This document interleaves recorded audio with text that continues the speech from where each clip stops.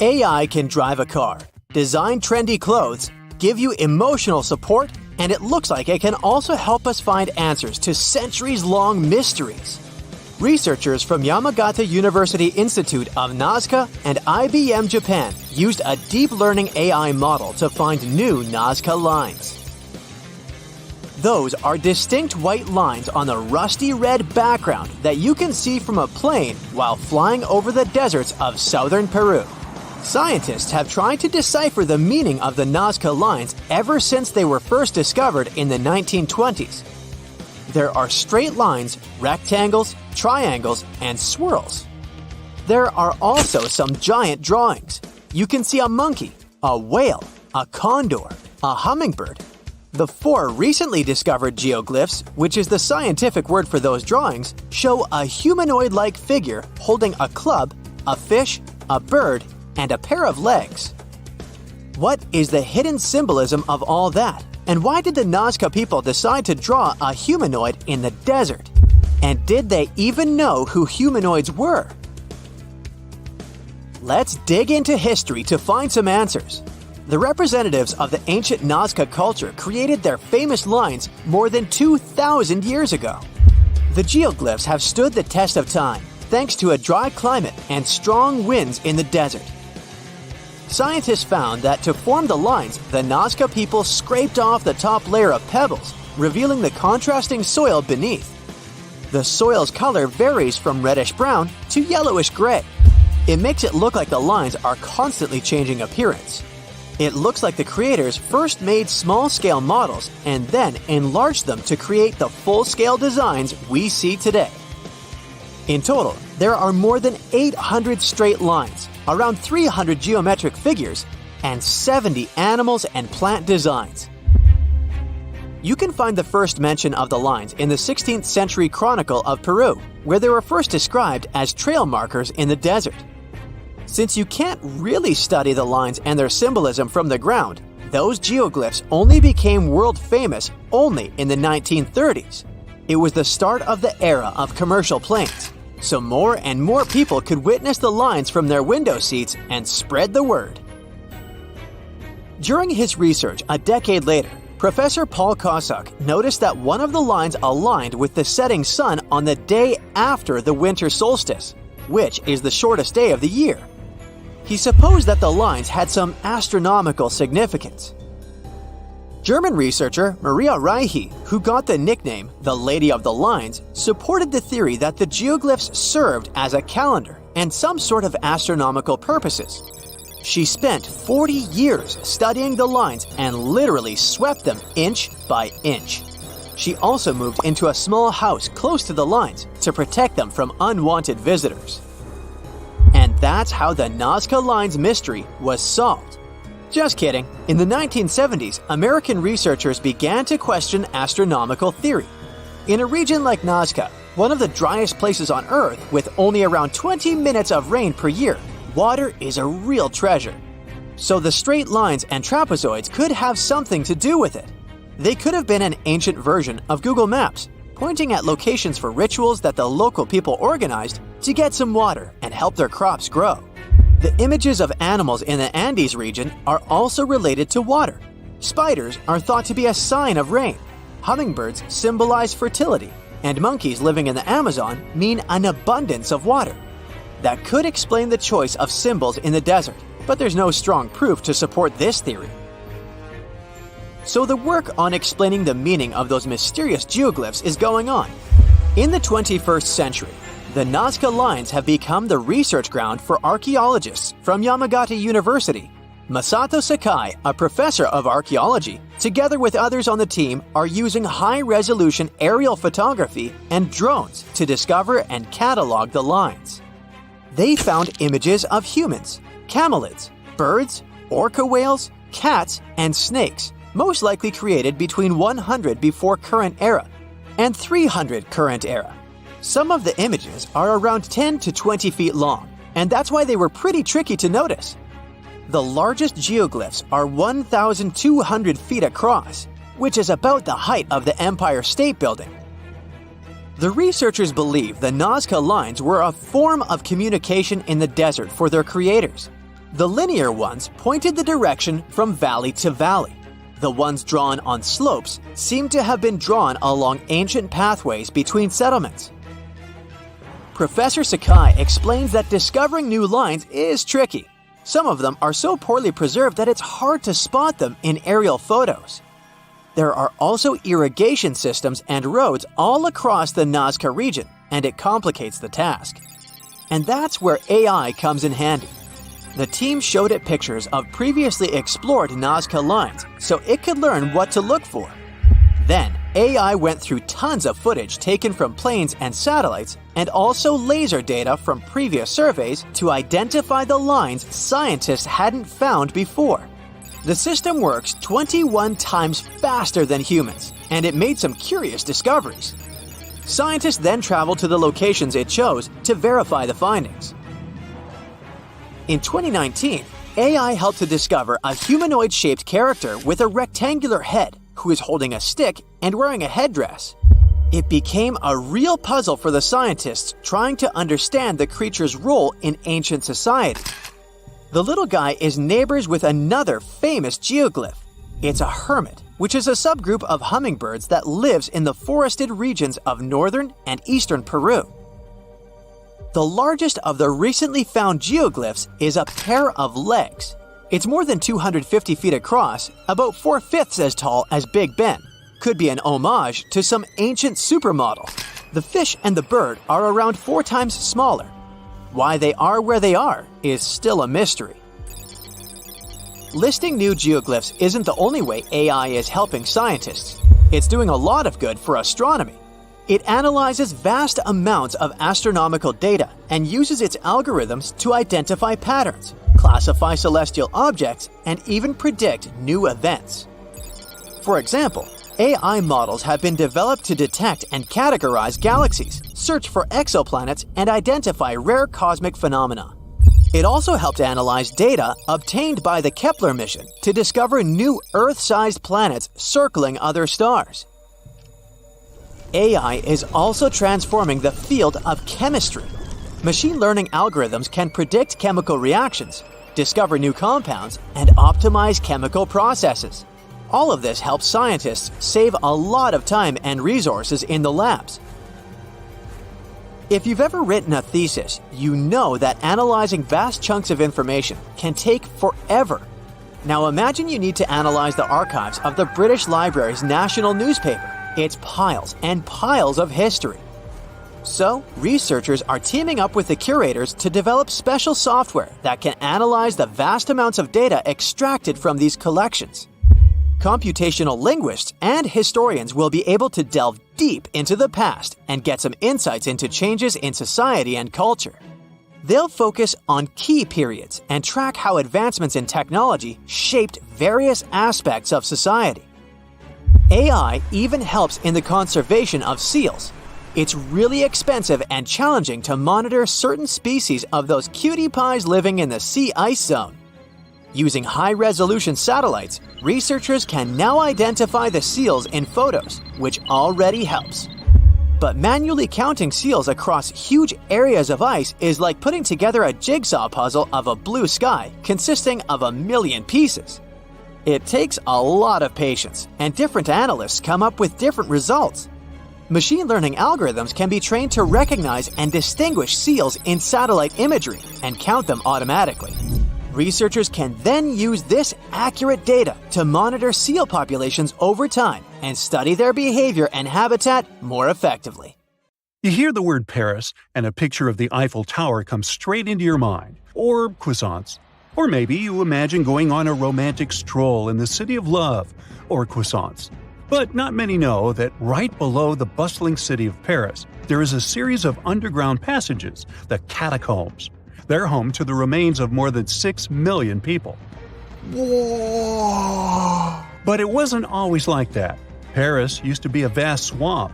It was because most of the city was submerged in water at one time. Due to this, once the areas rose to the surface, the ground became rich in minerals, the most important being limestone. To extract it and use it to develop Paris, underground mines were dug up somewhere around the 14th century. They were dug horizontally to prevent collapse and to deal with the weight of the ceiling. Most of these mines were set up on the right side of the River Seine. Soon, Paris started expanding beyond its old city walls. Here's where it got tricky. The city started building on top of the land where they had dug all those tunnels. This caused some big problems, like the ground collapsing.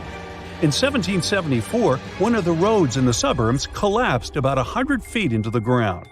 Due to rising safety concerns, officials decided to abandon the mines. The quarries were checked, and the tunnels were renovated to avoid future disasters. The bones ended up in the tunnels because of another major problem Paris faced a few years later. The growing population of the city caused an increase in the number of bodies. Cemeteries became overcrowded, and the city was actually so bad that at one point, bodies could not be taken care of properly. They started to rot and spread harmful bacteria. So, those who were in charge of Paris got an idea. They picked a new spot that was like a secret hideout for bones, one of the old mines. The process of moving the bones from cemeteries to the tunnel started in the late 1780s. They began with the biggest cemetery in Paris, the Saint-Innocent Cemetery. They didn't want to scare people, so they moved the bones at night. The remains went into two big holes in the ground and then got stacked in the tunnels by the quarry workers. They continued moving the bones until Paris developed into a city in the 1860s.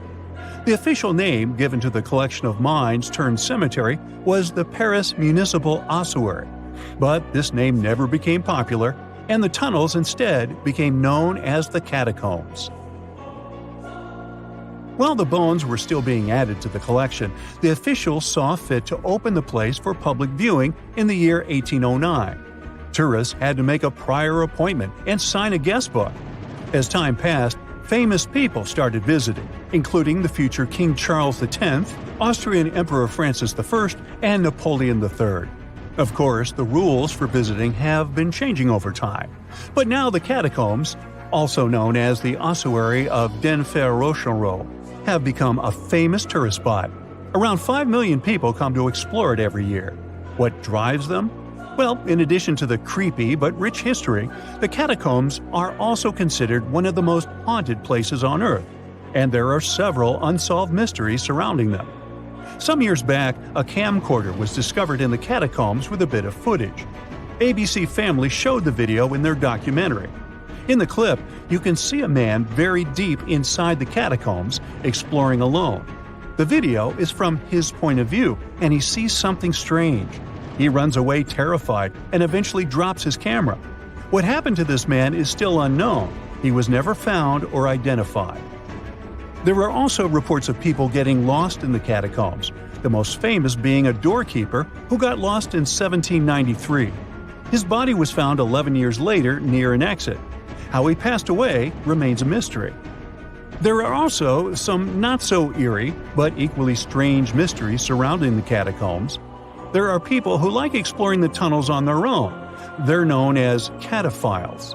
These people go into the quarries that have been abandoned to the public and long forgotten. Some explorers discovered secret water pools in the abandoned areas, and people would go to take a dip there. In 2004, police patrolling an unexplored area came across a 5,300 square foot cavern with a movie theater. There was a screen, projection equipment, some classic movies, and even chairs. There was also a restaurant-like setting nearby, 3 telephone lines, and, well, electricity, which hinted that a group of people had been living there or regularly visiting. But when the police came back 3 days later with experts to find the source of the electricity, they found that the wire had been cut off. Only a note was left behind: "Do not try to find us." Such enthusiasts existed in the past, too. Once, a Parisian farmer did the same and came across button mushrooms growing in the catacombs. He saw an opportunity to make easy money, and he actually created mushroom farms in the tunnels. He even got official permission for it. By 1950, 100 farmers had been working inside growing mushrooms. There's also a scary legend about the catacombs that some people believe in. According to it, at midnight, unexplainable voices can be heard in the catacombs. They try to convince people to go further inside the catacombs until they can't find their way out. There's no strong evidence whether this story is true or not, but thinking about it is still scary. Due to safety issues, today only a small part of the catacombs can be legally toured by the public, less than 2 miles, while the catacombs go on for 200 miles. And still, the tour is an hour long, and it perfectly captures what's worth seeing. Solo traveling is extremely dangerous, as there is the possibility of getting lost. No thanks. In 2017, 2 teenagers entered the system through a secret passage. They were found 3 days later and had to be treated for hypothermia. The tunnels, damp and old, have an average temperature of 59 degrees Fahrenheit. Keep in mind that the entrance alone is uncomfortable enough to turn some people away. To get inside, you have to go down a winding staircase that takes you a little more than 65 feet below the surface. In the beginning, you find yourself in a well-lit room filled with interesting information and displays. But as you move forward, the place gets eerily silent. You pass through a creepy entrance that boldly declares this in French, which when translated English is something like, "Stop, this is the Empire of Doom." It's not exactly a warm welcome, and that's because the Paris catacombs are known for their haunted reputation.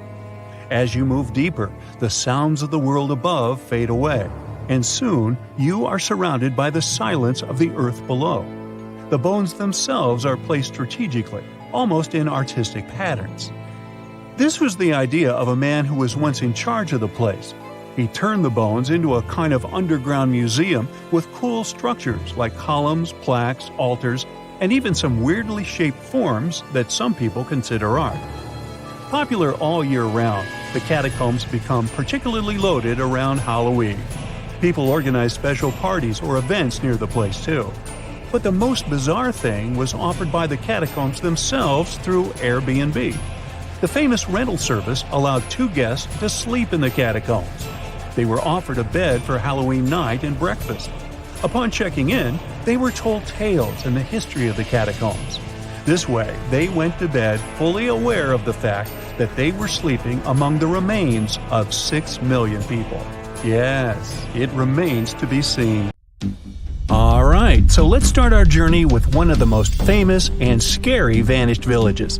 It's located in India, the district of Rajasthan. This is Kuldara village. Unlike other abandoned places, this one is difficult to get to because the locals won't want to take you there. People are afraid of this place and try to avoid it. You can't get a taxi and drop off near this spot. The driver will tell you where to go. You won't find any traces of civilization nearby. The village is located in a hot desert area, but when you get close to it, you'll feel an unpleasant chill down your back. You won't find any vegetation because of the heat. There are only ruins of buildings and sand-covered roads. It seems as if you're walking through the excavations of an ancient city. But Kuldara is not so old. It only vanished in 1825. Before this time, the village had been thriving. It was almost a town consisting of many small settlements united into communities. Residents were busy with agriculture there. Plus, they went mining and extracted valuable gypsum rocks and minerals. But suddenly, everything changed overnight. For some unknown reason, people abandoned their homes and ran away. No one knows why, and no one has ever seen the residents again. Locals living in the nearest areas are sure that this place is cursed, so they never come close to it. They think this is the center of power from the other world. Some people feel sick here, others claim to see phantoms, and still others experience irrational fear. But tourists like to go there. The simplest and least scary vision says that people left the village because of the lack of water. Still, this version seems weird. If there had been a lack of water, people would have planned the change of location instead of running away in a hurry. The second version is way more mystical. There's a legend that one cruel ruler collected large taxes from this community. He fell in love with the daughter of the Kuldara chief and threatened that he would collect higher taxes if the girl refused to marry him. He gave her 1 day to make a decision. None of the residents agreed with such a requirement. As a sign of solidarity, they decided to leave the village. Those who don't believe in all these rumors can spend a night in a tent there, Chances are you'll hear someone screaming or feel someone walking and knocking on your tent. Nah, just kidding. Our next village is in the U.S., in the state of Pennsylvania. More precisely, it's not even a village, but a borough called Centralia. This place looks totally lifeless. Burnt trees, dried grass, empty buildings. Almost all the roads here have huge cracks.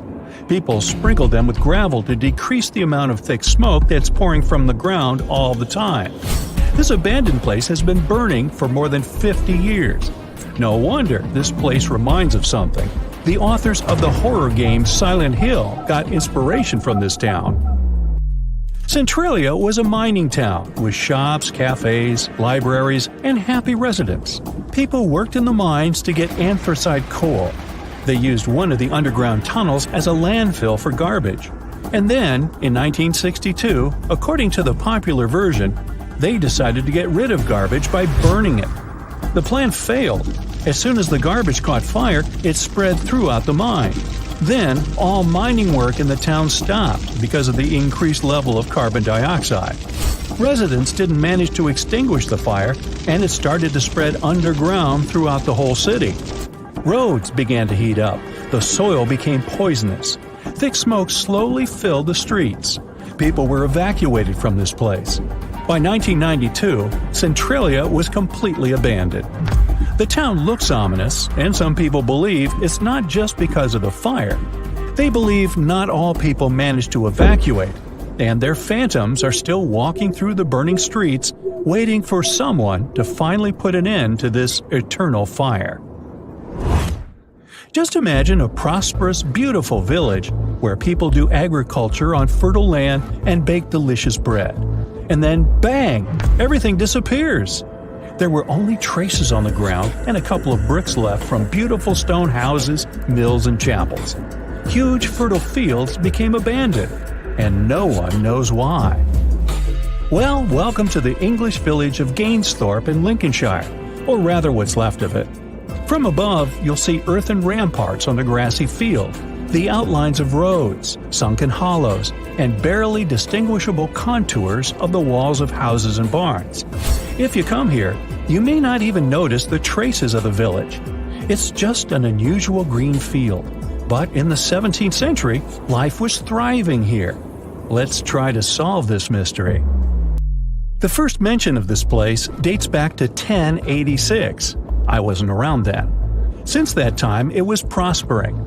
There were about 19 fertile fields, a chapel, a mill, a bridge, and a manor house where the lords lived. In total, there were about 25 buildings. From the records dating to the 16th century, you can find that quarries appeared in the village. That is, this place not only got wealthy, but also kept pace with progress. Then, by 1616, the village had become completely abandoned. Scientists are still looking for an answer to this question. Some believe that something terrible and mystical happened to the village. One of the main hypotheses explaining what happened is the plague.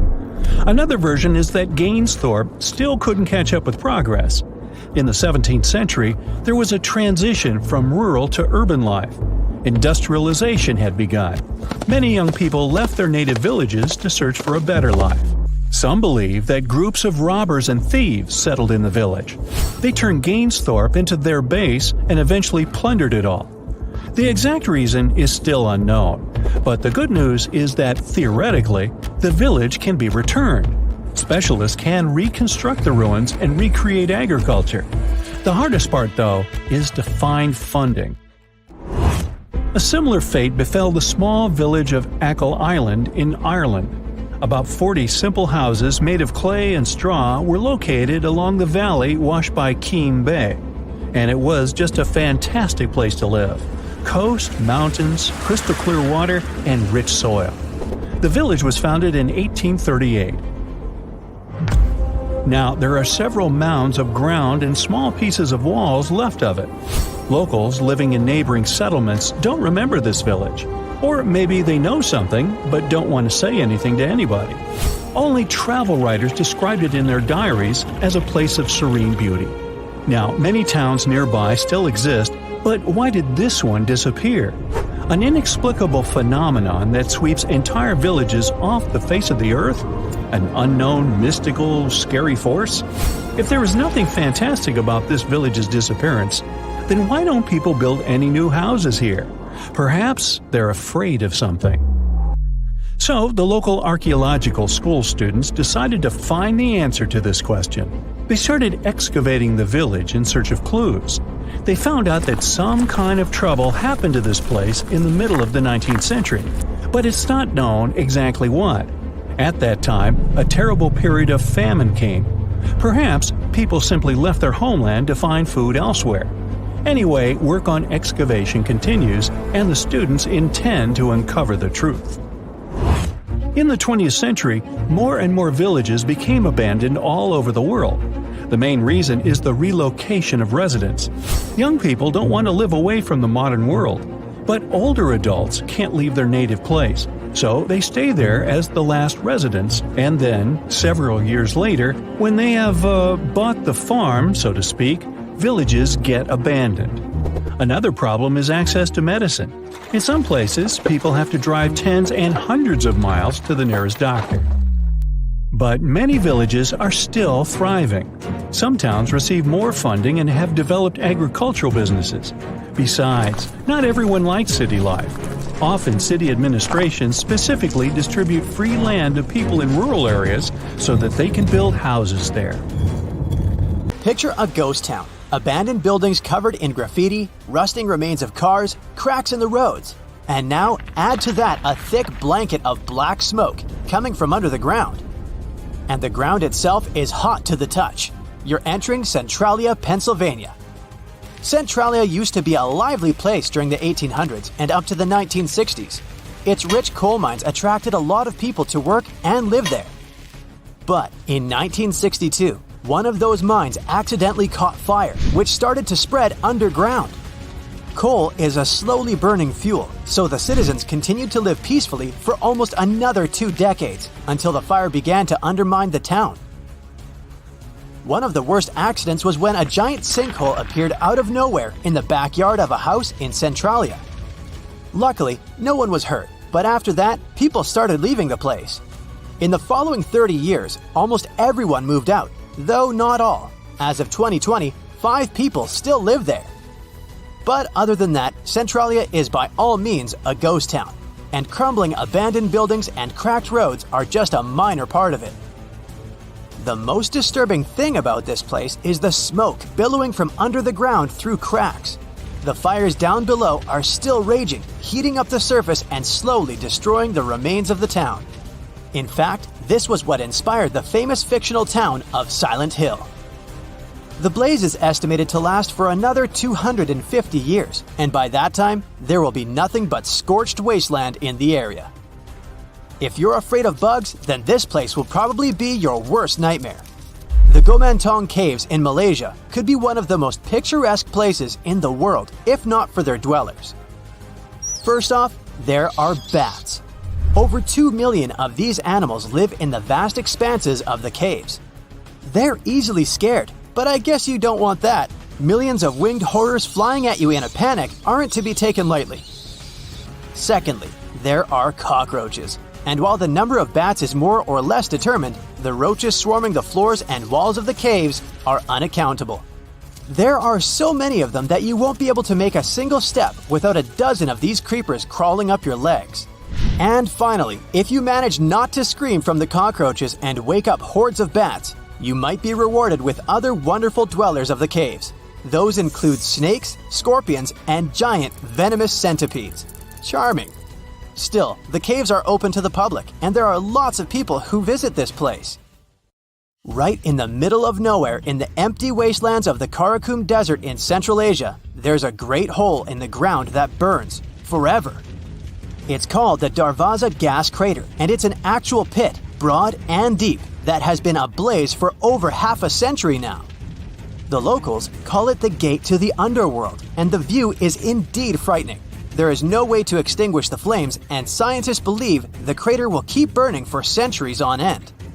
The pit apparently appeared in 1971 when a group of engineers scouted the area and thought they stumbled upon an oil deposit. It turned out to be a natural gas pocket though, and when the drilling rig started working on the site, the ground collapsed.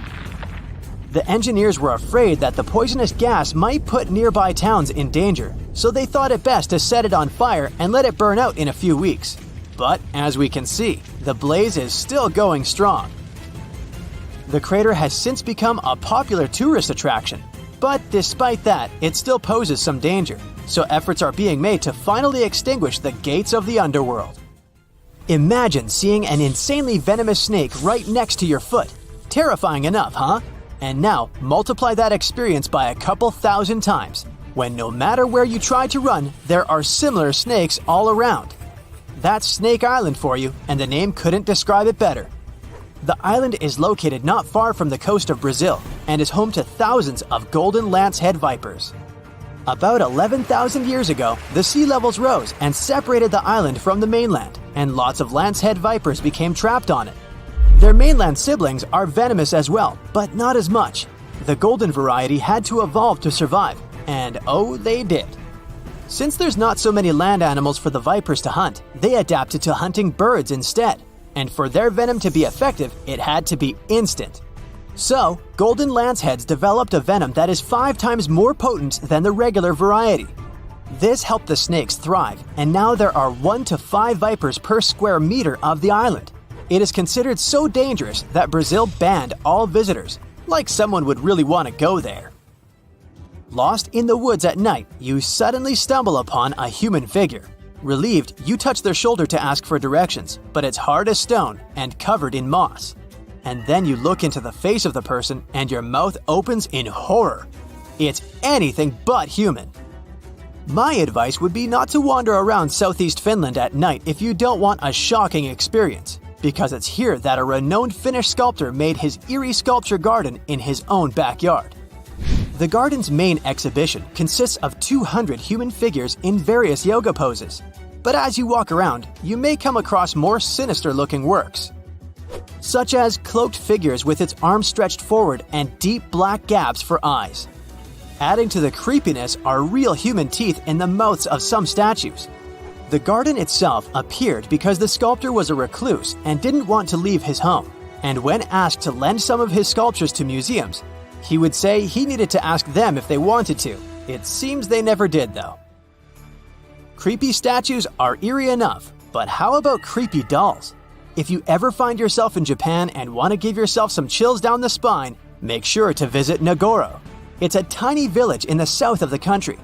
Driving by its houses and yards, you will see villagers sitting on their porches or tending to their gardens. Nothing special. Until you realize they're not moving and never will, because they're life-sized dolls. One of the local residents turned her hometown in 2002 and made a hobby of creating stuffed scarecrows in gardens and fields. But then it turned from a practical thing into a sort of memorial job. Whenever any of her neighbors left the village or passed away, she would make a life-size doll in their image.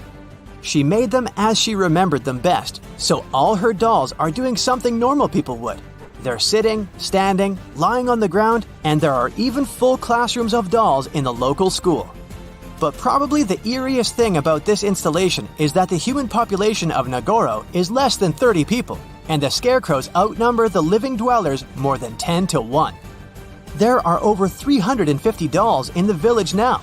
As their maker remembers, there were around 300 people living in Nagoro when she was a child, and now, for 20 years, she has been commemorating all of them. About 3,000 visitors come to Nagoro every year, and many of them return in the following years as well. The village is pretty hard to reach because it's located on one of the less traveled islands of Japan, and the nearest train station is an hour away. But that doesn't stop the tourists who want to see the wonderfully creepy scarecrows with their own eyes. It's the hottest place on Earth. Well, at least when it comes to the temperature of the air.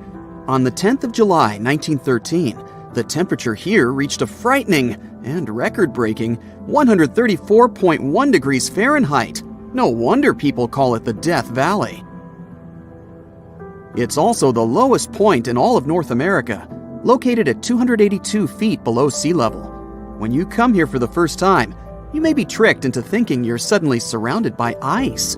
But is that really frozen water you see out there? don't let yourself be fooled. It's actually salt.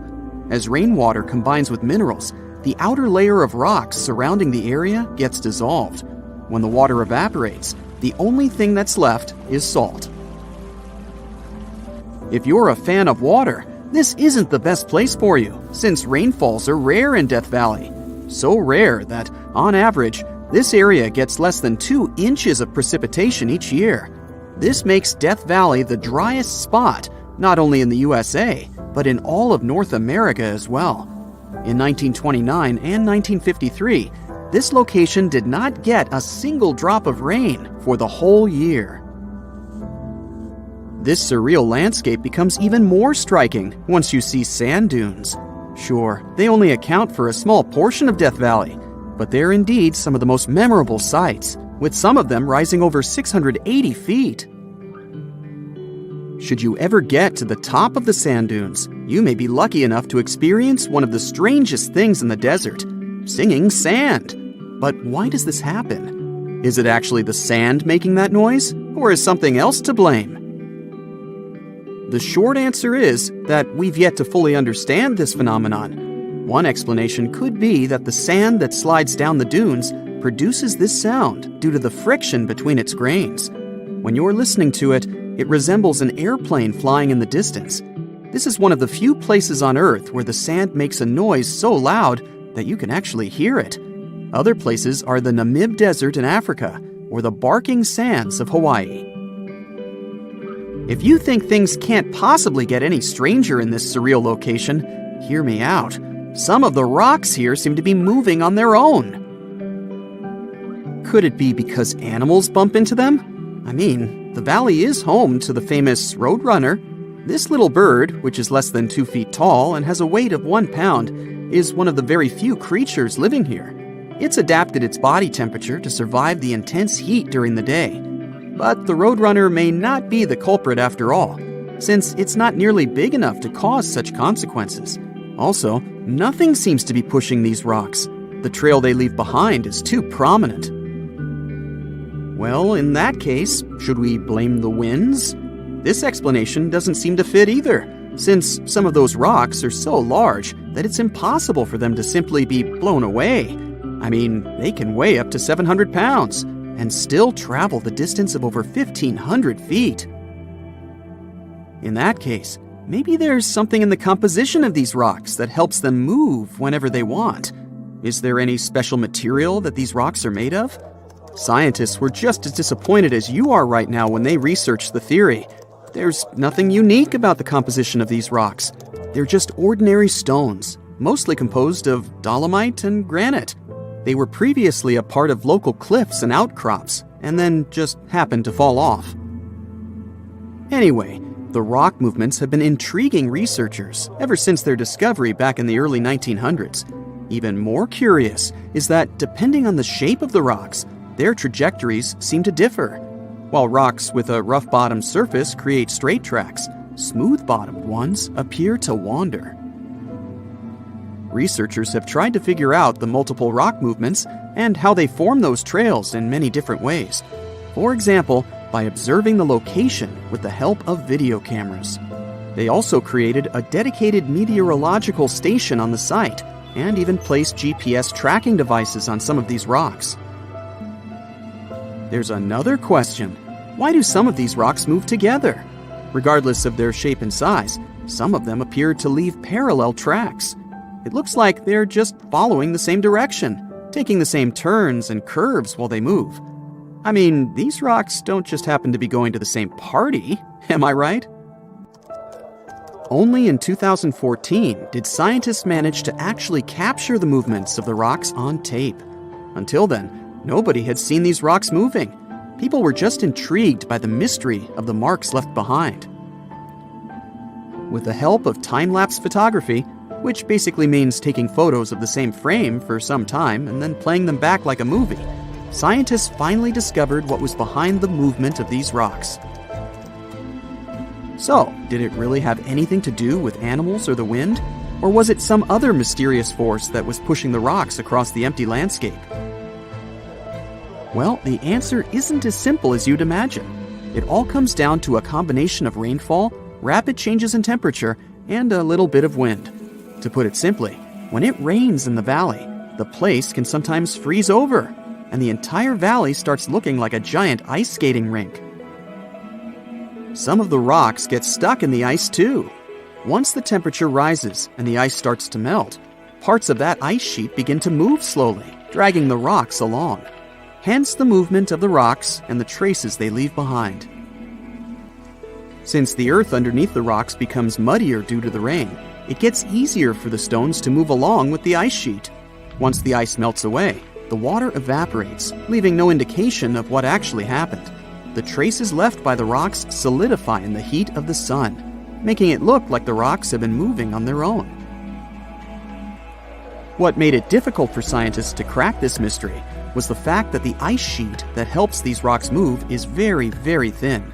It needs to be large enough in terms of its overall surface, but thin enough to evaporate really quickly, leaving no sign that it was actually there. Anyway, despite the desert's name, there are a lot of creatures wandering around this location. Even fish. I know, fish in the desert, right? Well, surprisingly, there are 6 species of fish that can survive there, despite the salty waters and difficult conditions. One of these resilient species of fish is the devil's hole pupfish.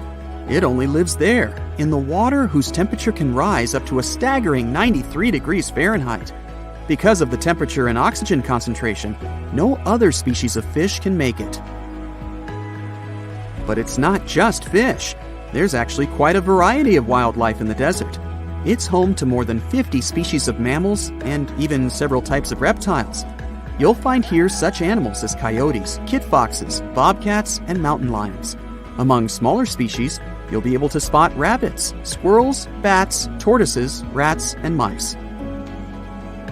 Some of the animals living here needed to adapt to the harsh conditions and came up with really creative solutions. Like the jackrabbit, for example. It uses its oversized ears to help it stay cool during the intense summer heat. Kangaroo rats also have a unique trick up their sleeve. They can survive with almost no water at all. How? They can get all the necessary water from the food they eat. Other creatures, like tortoises, use hibernation. For up to 9 months each year, they rest to protect themselves from the extreme conditions of the desert. If you've ever been to Yellowstone National Park, you were probably mesmerized by its geysers, which spew superheated water and steam high into the air. But an even more intriguing thing actually hides underground. I'm talking about that underfoot plumbing system that makes those grand eruptions possible. About that, there's good news. Recently, researchers have succeeded in mapping the national park's hydrothermal plumbing system with the help of a giant flying magnet. As a result, scientists have managed to document all these features in stunning detail. The thing is, Yellowstone houses the world's largest hydrothermal system. It contains over 10,000 features, like geysers, mud pots, hot springs, and steam vents. They're fed by a network of underground water pathways. Those get overheated by magma flowing underground. It causes the water to rise to the surface. Now, no one actually knows much about the workings of this system, but the newly created maps might finally shed light on it. Experts explain that their knowledge of Yellowstone has a subsurface gap. That's why it's often called a mystery sandwich. Scientists know quite a lot about the features on the surface because they can observe them directly. And they know what's going on in the magmatic and tectonic system several miles below the surface. But they haven't figured out what's happening in the middle yet. So, I must tell you about that giant flying magnet used for research. It's known as SkyTem. It was attached to a helicopter and flown over Yellowstone several hundred times, scanning the ground below. The magnet is made up of an 82-foot wide charged wire loop. Its main task is to generate a strong electromagnetic field. And since different kinds of material, like water or rock, respond to this field differently, scientists managed to create a few subsurface maps for the first time ever. The mapping technique also allowed the researchers to differentiate between magma and bedrock, since they have a bit different magnetic properties. And the team got a chance to see how the magma and water interact and create those mind-blowing geological features on the surface. The team got high-resolution maps to a depth of around 500 and 2,300 feet, and low-resolution maps showing what's going on at a depth of up to 1.5 miles. At the same time, the researchers think that the hydrothermal system itself may stretch as far as 3 miles below the surface. If they're right, it means they've only mapped the top half of Yellowstone's plumbing system. Anyway, remember how I said that scientists know pretty much about the bottom part of the Yellowstone sandwich? They have such a good idea about the tectonic plates and deep fault lines because the park's frequent earthquakes provide them with a lot of opportunities to study different phenomena. In July 2021, for example, more than 1,000 earthquakes rocked the area. These days, the team of researchers knows much more about some famous features, like the Old Faithful Geyser or the Grand Prismatic Spring. They've also found out that individual hydrothermal features on the surface can actually be connected to others, which can be as far as 6 miles away from them. Another interesting discovery is that even though Yellowstone geysers and hot springs vary in size, shape, color, volatility, and chemical composition, they are mostly fed by very similar underground sources. That means that the difference between the features appears closer to the surface. Now, I'm sure you've seen the iconic image of Yellowstone with a large rainbow-colored spring, fiery orange at its edges. So what makes these hot springs so colorful? Surprisingly, these awesome hues come from microscopic creatures. The temperatures in the springs are so high they can easily and quickly cook you. Plus, the water there is super acidic, like the liquid in a car battery. But there are certain types of heat-loving microbes that don't mind these crazy conditions. You can even say they're thriving there. So every ring of a different color is, in most cases, a ring inhabited by different bacteria. And each species is adapted to a particular temperature or pH level, which measures how acidic this or that environment is. For example, take the Grand Prismatic Spring, yes, the iconic one. Its rainbow hues likely hint at the diversity of microbes living there. So, starting from the center of the hot spring, you can see a beautiful aquamarine color there. That's where the water temperature is the highest, reaching 189 degrees Fahrenheit, because this area is right over the underground water source. The water there is too hot even for microbes. That's why what you see is mostly clear water. As for the reason for its blue color, it's the same as why the sky is blue. Sunlight hits the surface of the water and the light scatters, but the blue light scatters the most, getting reflected back to your eyes.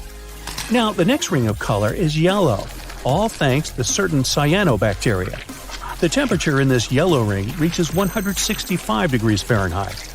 If the conditions in the hot spring were a bit different, these bacteria would create a blue-green hue, thanks to a green pigment called chlorophyll.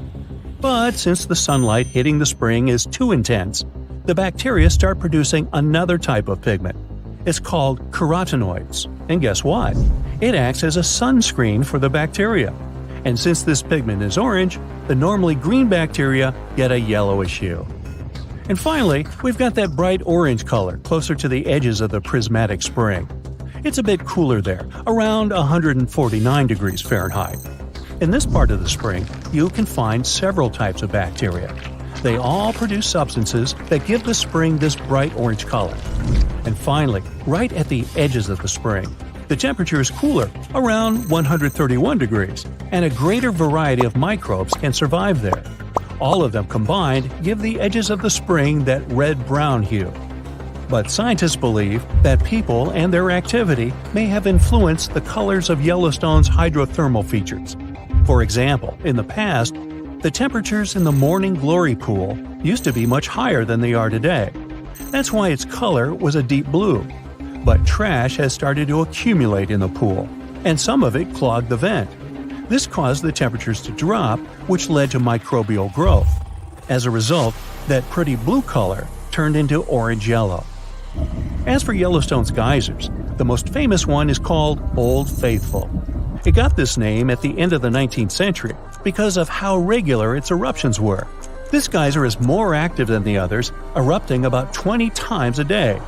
Each of these magnificent events lasts from 1 to 5 minutes, and the fountain of steaming water can reach a height of 180 feet.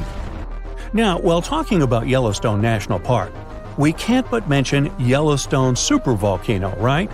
Supervolcanoes appear when huge volumes of magma are trying to escape from deep underground. Eventually, they burst through Earth's surface. Sometimes all this magma gets stuck, unable to break through the planet's crust. And then, massive pools of pressurized magma gather at a depth of several miles. The pressure keeps growing because more and more magma is trying to get to the surface. At one point, a super eruption goes off.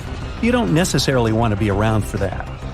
Over the past 50 years, the Yellowstone caldera has risen almost 3 feet. It shouldn't alarm you, though. Experts are sure it's a natural behavior for Yellowstone. Periods of dome-shaped uplift are followed by the caldera lowering. Scientists think the supervolcano doesn't present any danger at the moment. For an eruption to happen, the magma inside has to be at least 50% molten. With Yellowstone, this number is just 5 to 15%. Even better, a recent study made the researchers believe the hotspot might be in a state of decline right now, even despite all the breathing and dome-raising activity. There have been at least 3 other super eruptions in the history of Yellowstone volcano. They happened 2.1 million, 1.3 million, and 640,000 years ago, long before video. The most recent super eruption was dubbed the Lava Creek eruption. It formed the Yellowstone caldera after spilling out 240 cubic miles of rock, dust, and volcanic ash.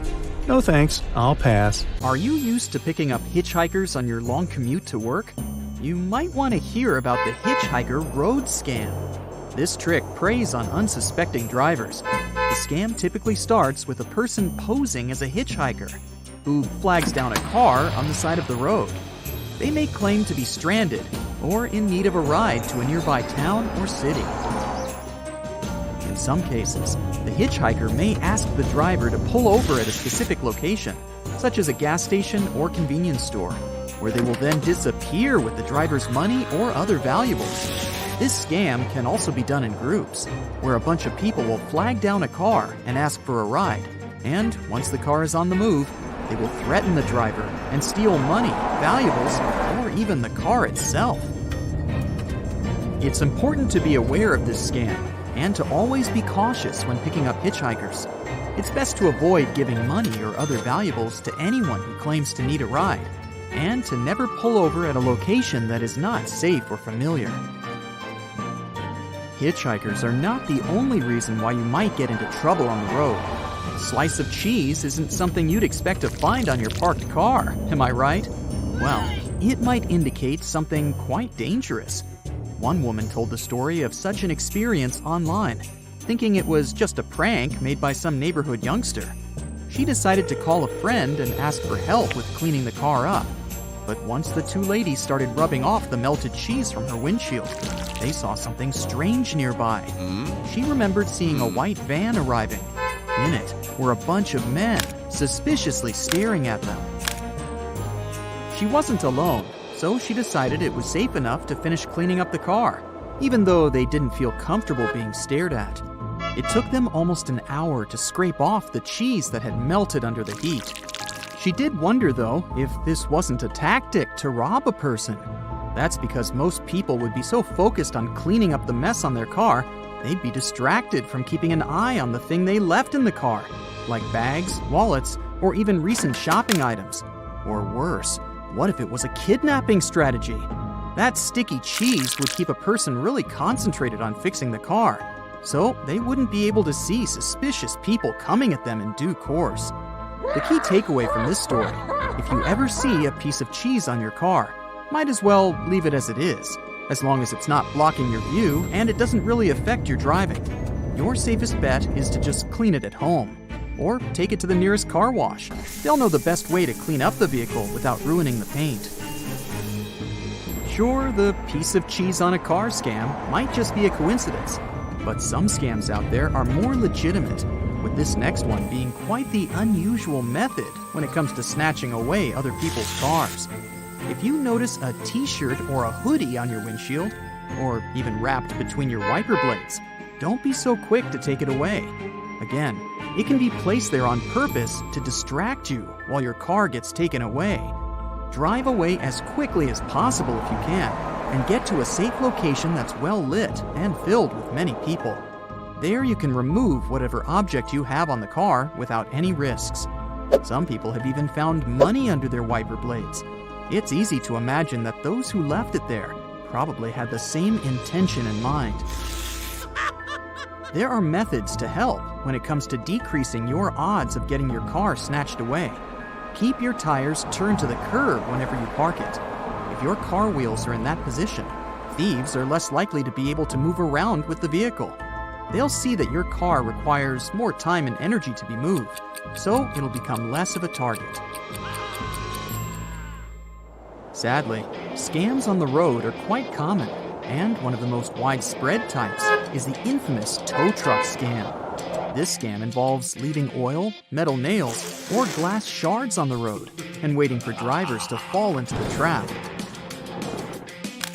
If your car gets damaged in such a situation, the scammers will suddenly appear out of nowhere and offer to provide towing service at extremely high prices. They'll try to pressure you into using their services because most of the time, they place these traps in strategic locations. They make sure people get stranded where there's low visibility and no gas station in sight where you can assess the damage done to your car. In a situation where you have no other option but to give consent for them to tow your car, they'll also take advantage of the situation and take it to workshops unapproved by your insurance company. This means you'll have to pay even more money to get your car back. If you've been a driver for long enough, you know that the driver who rear-ends another vehicle is always at fault. That's because you should always keep a comfortable distance from the car in front of you, so you can safely stop the car in case of an emergency. Some scammers will take advantage of this by repeatedly braking suddenly, causing you to hit them. This dangerous tactic is used to get money for supposed damages, and even for make-believe medical expenses. To avoid falling victim to this scam, you should reduce your speed and keep a safe distance, especially from suspicious vehicles or chaotic drivers. If a scammer continues to bother you in traffic, the best course of action is to drive to the nearest police station and report them. Picture this. You're driving on the road, and suddenly a motorcyclist gets your attention and points out that your wheels are smoking. You quickly pull over to the side of the road. The motorcyclist then offers to help by calling a mechanic to check your wheels. Surprisingly, the mechanic gets there really fast, but proceeds to disable your braking system while inspecting the cause of the smoke. He then asks you to test your brakes, which of course won't be working since he's already disabled them.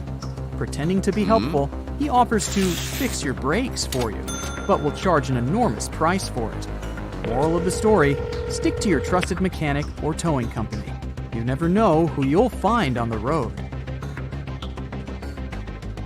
Some scams aren't even that. They're just urban legends. Many people claim to have seen the wrong way man on the roads. One version of this story mentions a man stuck driving down one-way streets in the opposite direction, causing chaos and confusion as other drivers try to avoid him. The man is said to be crazed and dangerous, with a wild look in his eyes and a penchant for reckless driving. Other stories say he's not even driving, but that once you've seen this mysterious person on the side of the road while driving home, you should turn around to keep from going back to your house for at least a week. That is, if you don't want anything bad to happen. There are countless stories of near misses and close calls with this mysterious figure.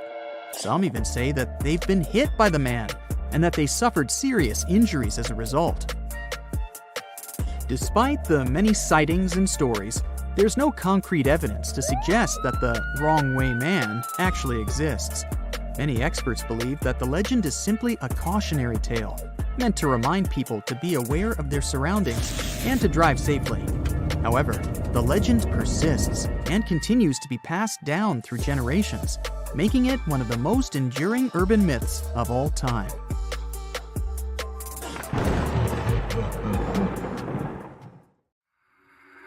All right, Freddy Krueger lovers, this story is for you. Imagine the scene. You go to bed after a long, busy day, but in the middle of the night, your peaceful dream gets interrupted by an unexpected guest, and he looks like this. You've never seen this strange face before. He says something nice to you, or maybe he begins to threaten and even chase you all over the place. Also, he might just stare at you in silence with a mysterious Mona Lisa smile. You wake up the next morning. Phew, thank goodness it was just a dream. You scroll down your feed and suddenly, the very same face is looking back at you from the screen. Is that even possible?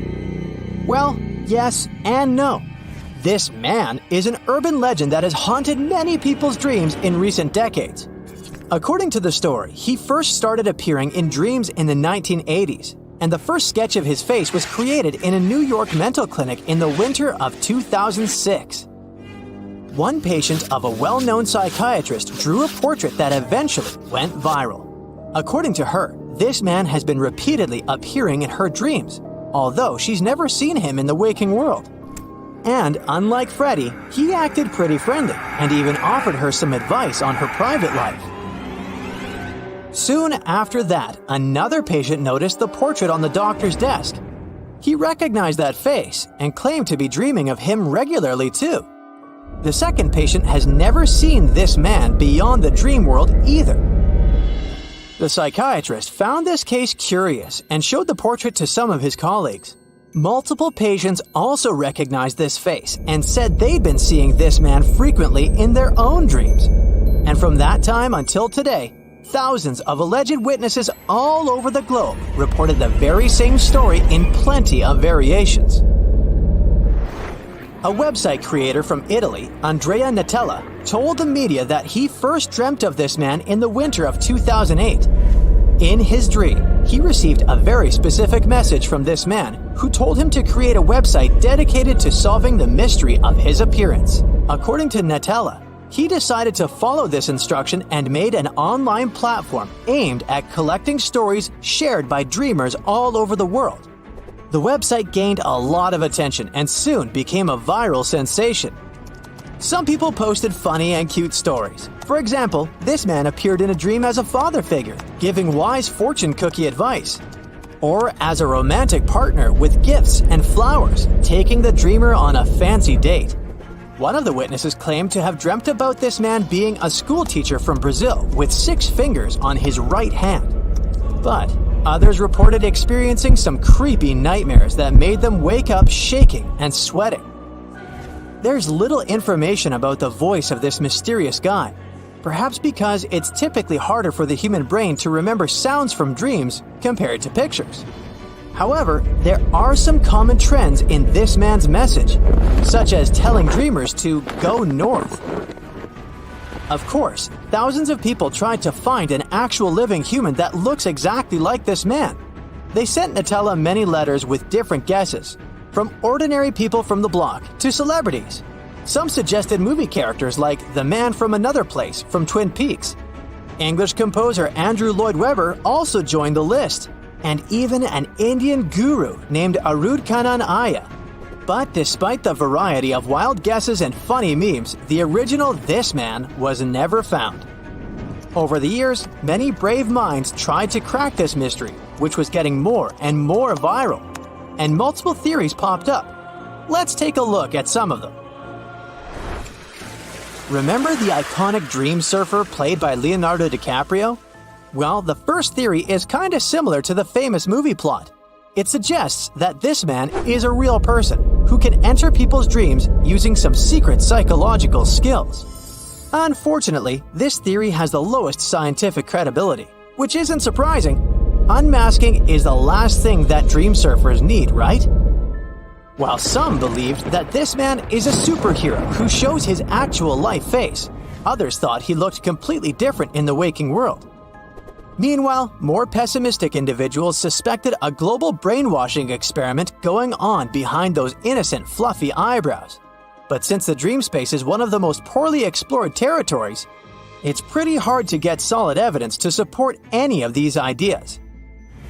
Another popular explanation is based on Carl Jung's psychoanalytical theory. It suggests that this man is an archetypal image from the collective unconscious. It visits the dreamer to point at particularly sensitive subjects and helps release psychic power to cope with hard times.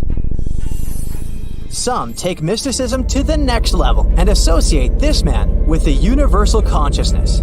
Those who adhere to this theory believe that their creator takes this specific form to communicate through their dreams. That's why the orders they receive from him must be followed undoubtedly. Pretty scary, huh? Science offers a simpler explanation, though. This theory is a mix of psychology and sociology. It claims that the whole "this man" phenomenon has arisen and developed thanks to imitation. People who come across the picture and his story get deeply impressed, and after that, they just begin seeing him in their dreams. In simple words, he only haunts those who make him a thing. And there's another curious explanation which is based on humans' tendency to forget faces from their dreams. Let's say you're dreaming of your favorite actor. Then he turns into your uncle. And then he smoothly takes the form of your yoga teacher, who you only met once 10 years ago. This character tells you something important or just leaves some specific emotional impression. You wake up in the morning still feeling this aftertaste, but you have no clue who exactly you were dreaming of. That's when the daytime recognition theory steps in. It claims that the brain uses this man's face to fill the void when the person is trying to remember the dream in a waking state.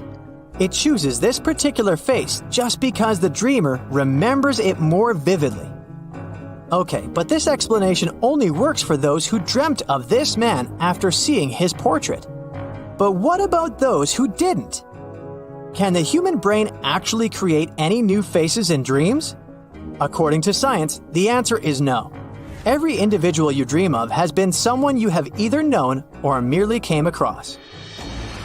Of course, you may dream of someone you barely recognize because you've seen them only once, but the brain remembers everything. It keeps a library of all the hundreds of thousands of faces that you see every day. So, according to science, this man is either your old friend or a system bug. As creepy as it sounds. Are you scared yet? Take it easy. In 2010, the website creator Andrea Natelli made a post where he confessed that the story of this man was just a prank. Nutella never verified whether this prank had a commercial purpose, but still, he managed to gain attention in Hollywood.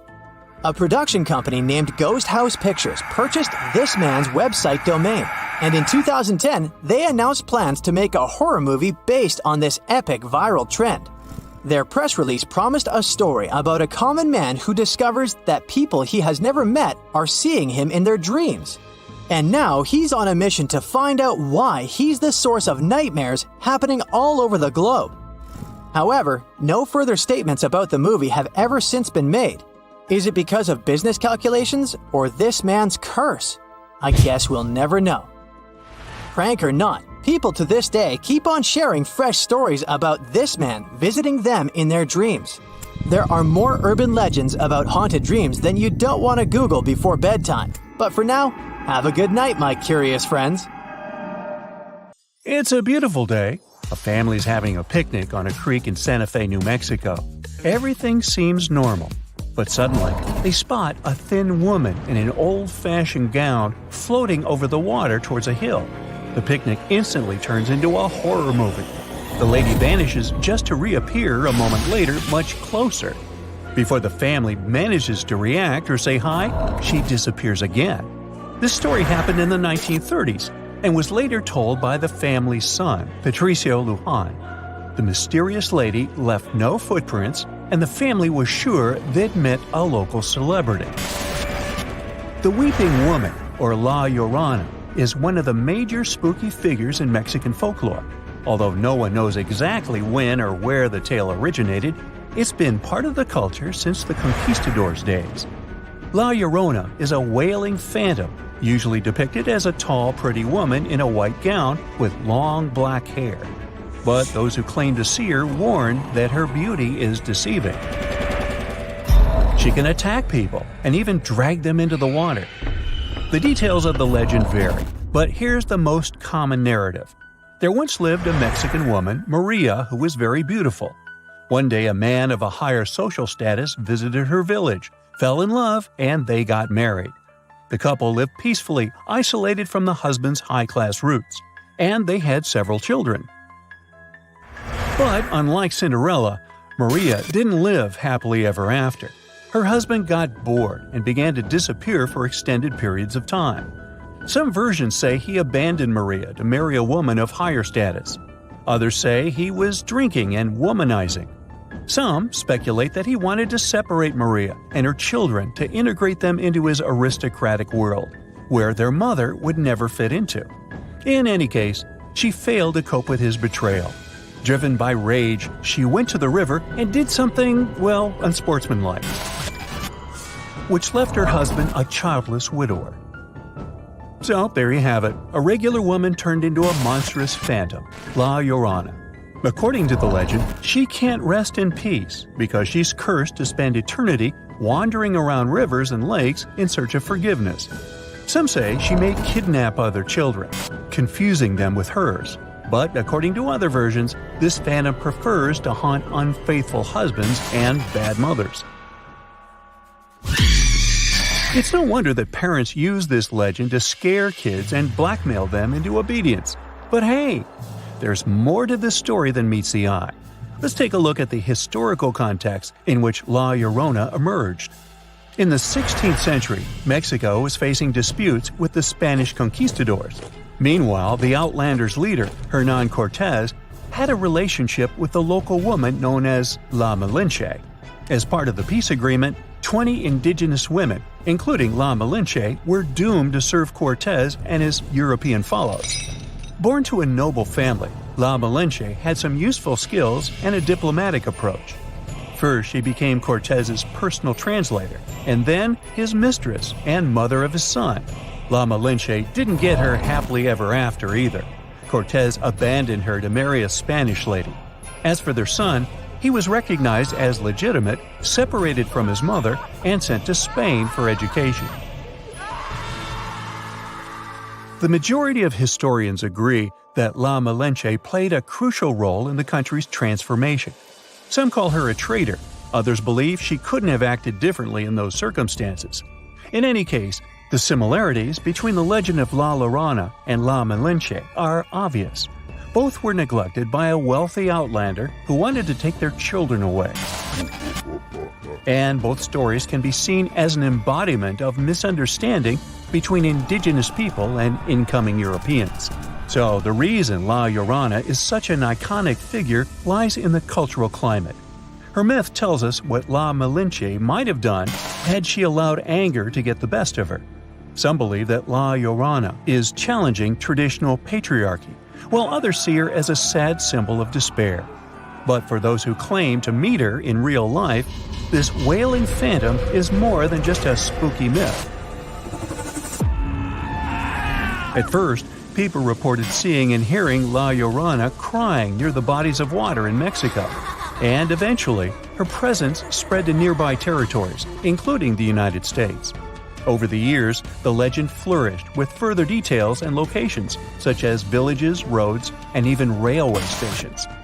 There were reports about a La Llorona appearing in the back seat of those cars whose drivers refused to stop and give her a ride. So, if you ever see a spooky, wailing lady hitchhiking on the road, be prepared. It's a tricky dilemma, though. Would you rather stop and give La Llorona a ride, or drive by hoping she won't take revenge on you? Let us know in the comments. According to urban legends, the Santa Fe River is one of her favorite places to go. La Llorona has been repeatedly seen in the Public Employees Retirement Association building, which is located nearby. The local employees reported hearing her cries resounding through the walls. Moreover, they felt invisible hands pushing them while walking down the stairs. Oh my. But still meeting a phantom at your workplace is not as scary as seeing her staring at you through the window of your own bedroom. One winter night, a girl from Santa Fe, who was 12 years old when it happened, was sitting in her room with a cousin. It was snowing outside. Suddenly, they heard a noise from the street. A mysterious, pale lady was standing by the window. dressed all in white and crying. They called their parents, who rushed outside to investigate, but they found no footprints on the fallen snow. It's getting creepier. Here's a story posted online by a woman from Lompoc, a small town in California. One night, when she was only 8 years old, she had a huge dispute with her mom. Finally, she was told to go to bed. She tossed and turned, but she couldn't fall asleep. Suddenly, she noticed someone standing by her bed. It was a lady in a black dress. She had a creepy smile on her face and 2 black holes instead of eyes. Her long black hair was blowing in the wind. The mysterious guest wouldn't go away, so they kept on staring at each other for a while. And then the girl got tired and fell asleep. After that, she began to experience strange events in that house after that very night.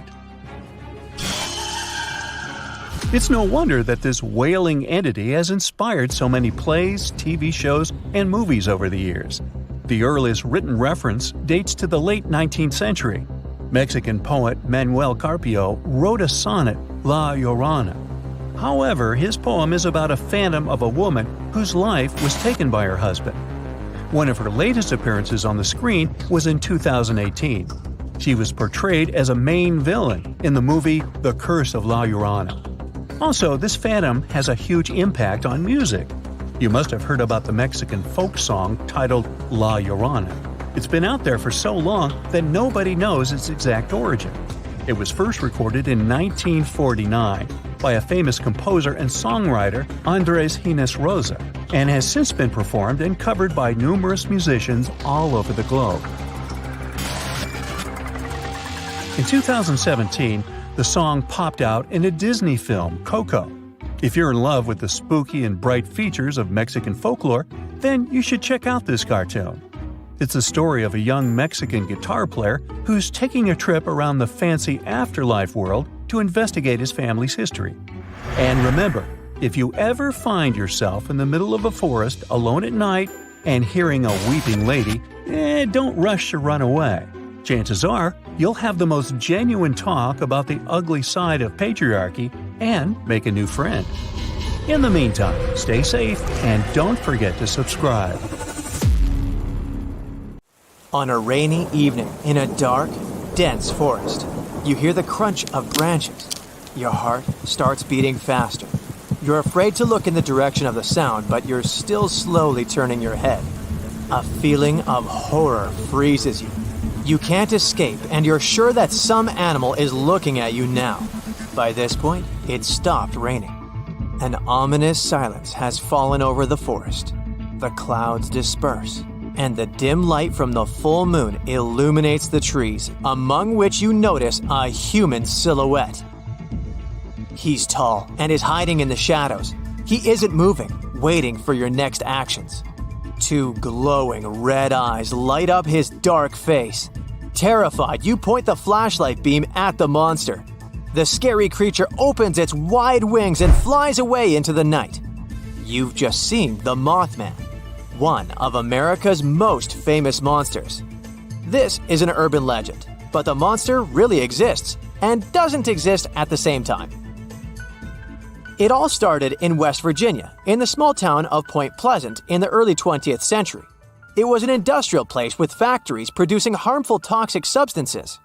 Closer to the 50s, all these plants were closed, but people didn't dispose of waste from the factories properly. Therefore, harmful substances began to penetrate the surrounding nature and pollute forests and water.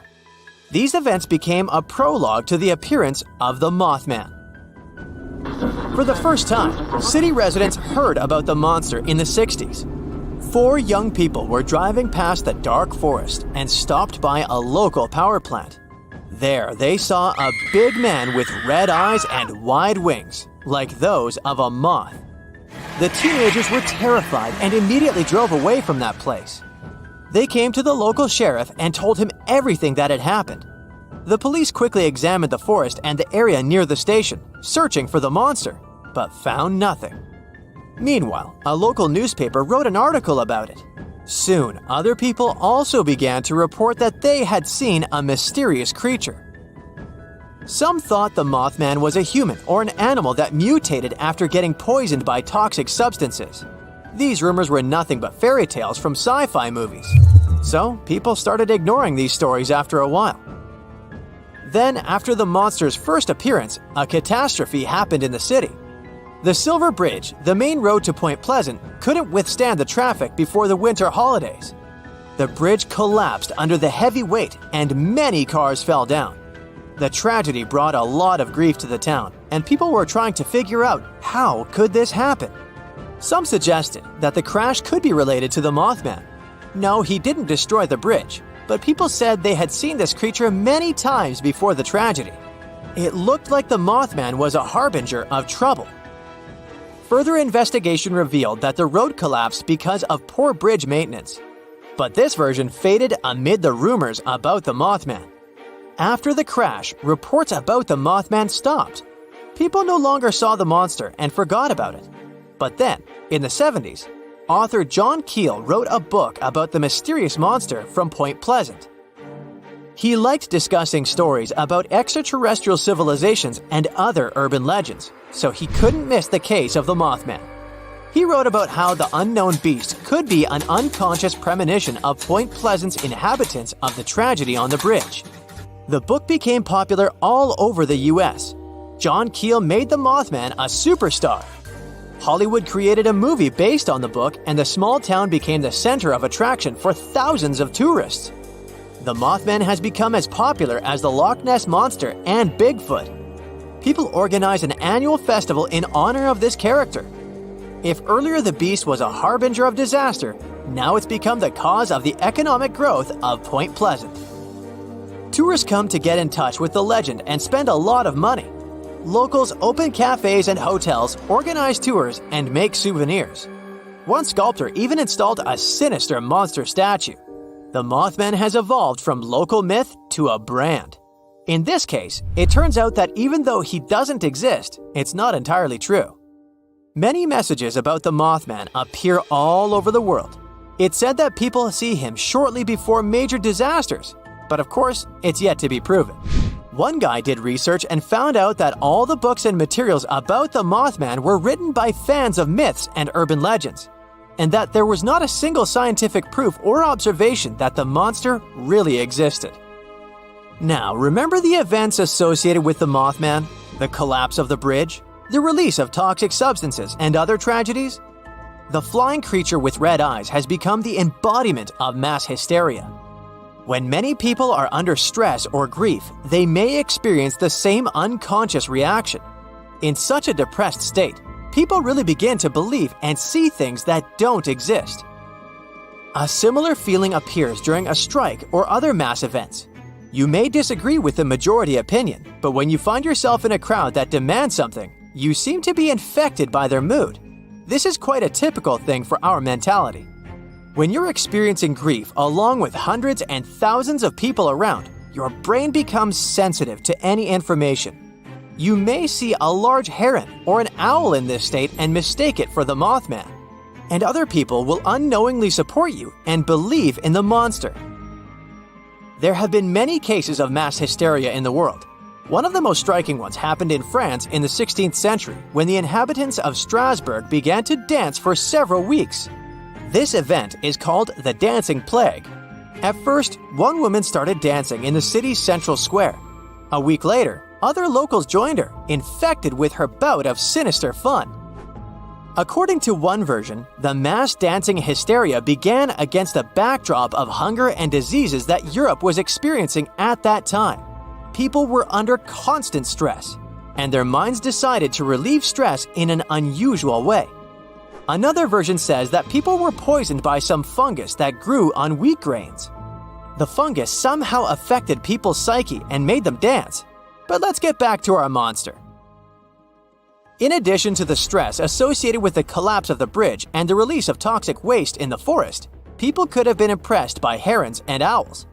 People called the Mothman bird-like in the first reports because of his red eyes and wings. Therefore, some researchers claimed that the residents of Point Pleasant had seen a big heron or a sandhill crane with wide wings and red markings around the eyes.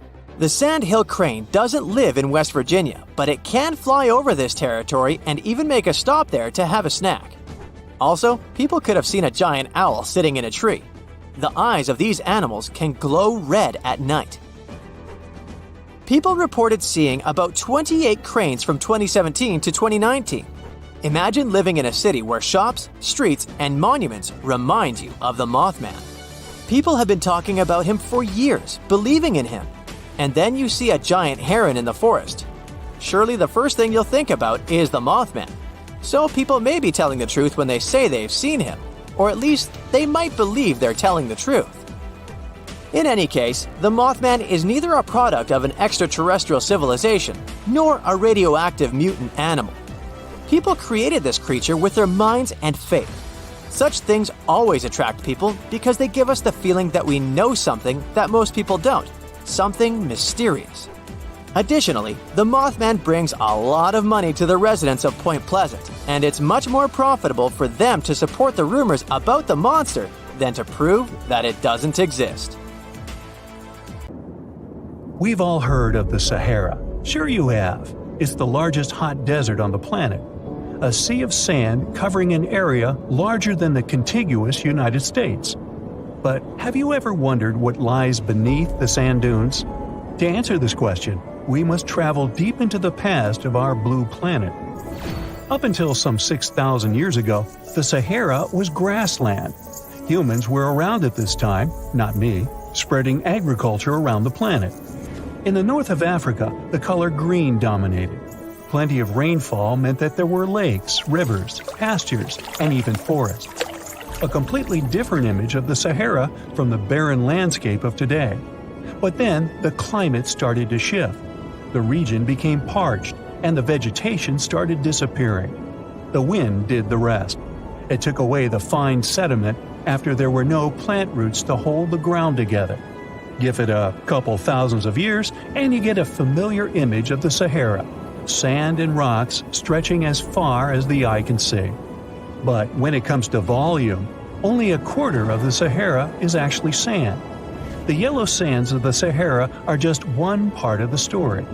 The desert has many other features, such as gravel plains, salt flats, and plateaus. Makes you think if we understand the word desert correctly. For people who study such terrains, geologists, there is only one condition for defining a desert: precipitation. If an area gets little or no rain, then it's considered a desert. The Sahara certainly fits the bill. Its average annual rainfall is just 3 inches. Compare that to the nearly 45 inches a year in New York. When we look at precipitation, this sandy desert is only the third largest in the world. Number 1 and 2 are Antarctica and the Arctic. They are larger than the Sahara by millions of square miles. It sounds odd, but there is more than one type of desert. The first two are polar deserts, while the Sahara is a subtropical desert. But the difference in air temperature are staggering. In Antarctica's interior, temperatures plummet to minus 76 degrees Fahrenheit. Compare that to the highest temperature on record in the Sahara of 136 degrees Fahrenheit. But this desert has a cool side. At night, the temperature is roughly the same as the average yearly temperature in Denmark. This hot and cold roller coaster makes it hard to choose the right outfit when venturing into the Sahara. And what about the sand? How deep is it actually? The depth varies between 70 and 140 feet. That's not too deep. If you put the Statue of Liberty in a tall dune, half of it would still stick out of the sand. Its vast amounts in the Sahara were created by aeolian processes. That's Greek for wind. Over time, it blows and shapes the surface of the earth. In dry areas with sparse vegetation, winds erode the ground much faster. That's what happened in North Africa. Under all that sand is the bedrock and cracked clay. If you started digging, you would find the same everywhere on the planet, with one important difference. There is some type of soil covering the bedrock. This is not the case in the Sahara. Because of the arid climate and a lack of vegetation, sand covers the ground below. Over the course of thousands of years, a lot of interesting finds ended up in the desert sand. For example, there are petrified tree trunks. These are essentially preserved prehistoric trees. They date back to the time when the region was lush green. In some places, the trees of this fossilized forest are at least 65 feet tall. The wood is so well preserved that you can still see the texture and knots. There are even fossilized pine cones. In 1992, scientists found glass fragments in eastern Sahara. These canary yellow glass shards were scattered across hundreds of miles. They didn't belong to an ancient civilization, although ancient Egyptians used them to make jewelry. In fact, the breastplate of King Tut had a beautiful scarab beetle centerpiece made from this desert glass. For a long time, scientists were puzzled about the true origins of these fragments. They finally concluded that the glass was around 29 million years old. It is an impact tape. If that sounds like it has something to do with the word impact, you are correct. These rocks are formed when a meteorite hits the surface of the Earth. This generates a lot of heat. Scientists estimate that the temperature needed to melt this mineral was close to 3,000 degrees Fahrenheit. Apart from the regular fine-grained sand, we also have melted sand in the Sahara. But the desert conceals other unlikely artifacts. Shark teeth are a common find in Morocco, which sits in the western part of the Sahara. What are the fossilized teeth of these marine predators doing in the middle of the desert? This part of the world looked entirely different millions of years ago. There was a sea cutting right through what is now a desert.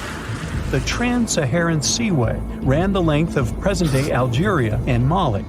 It was around 165 feet deep. That was enough for all sorts of aquatic animals to inhabit it. Large catfish, sea snakes, and of course sharks lived in the area. British archaeologists even unearthed a turtle shell in Mali in the 1980s. For centuries, there was even an entire city hidden under the desert. Timgad was a Roman outpost constructed by the Emperor Trajan around the year 100 in the current era.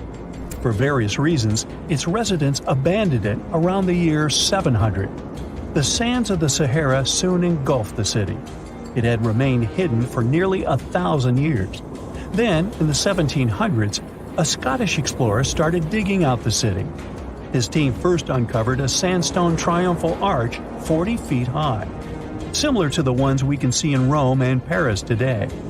An amphitheater soon popped out of the sand, and it was followed by well-preserved statues of Roman emperors.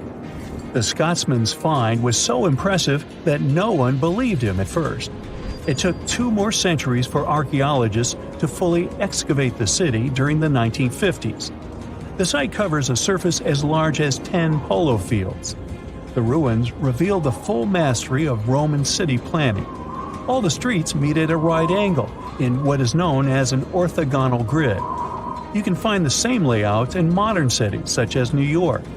Historians estimate that during its heyday, 10,000 people called Timgad home. Different nationalities lived here, from Romans to people of African descent. Today, more than 2.5 million people live in and around the Sahara. They are spread across 11 countries in total, and their living space is growing. The desert is 10% larger than it was just a century ago. This process doesn't involve sand pouring out of the Sahara. The ecosystems on the edges of the desert simply change over time. The wind blows the soil away and vegetation dwindles. The perfect conditions for the formation of a desert landscape. These changes are happening in the Sahel, a region south of the Sahara Desert. That's why the African countries have recently come together for a project called the Great Green Wall. The primary goal is to stop the desertification of the Sahel and hold back the sands of the Sahara. Their plan is ambitious and involves planting a wall of trees from the west to the east of the African continent. The proposed forest is not only going to be long, but wide as well. The Sahara and the Sahel share a historic bond.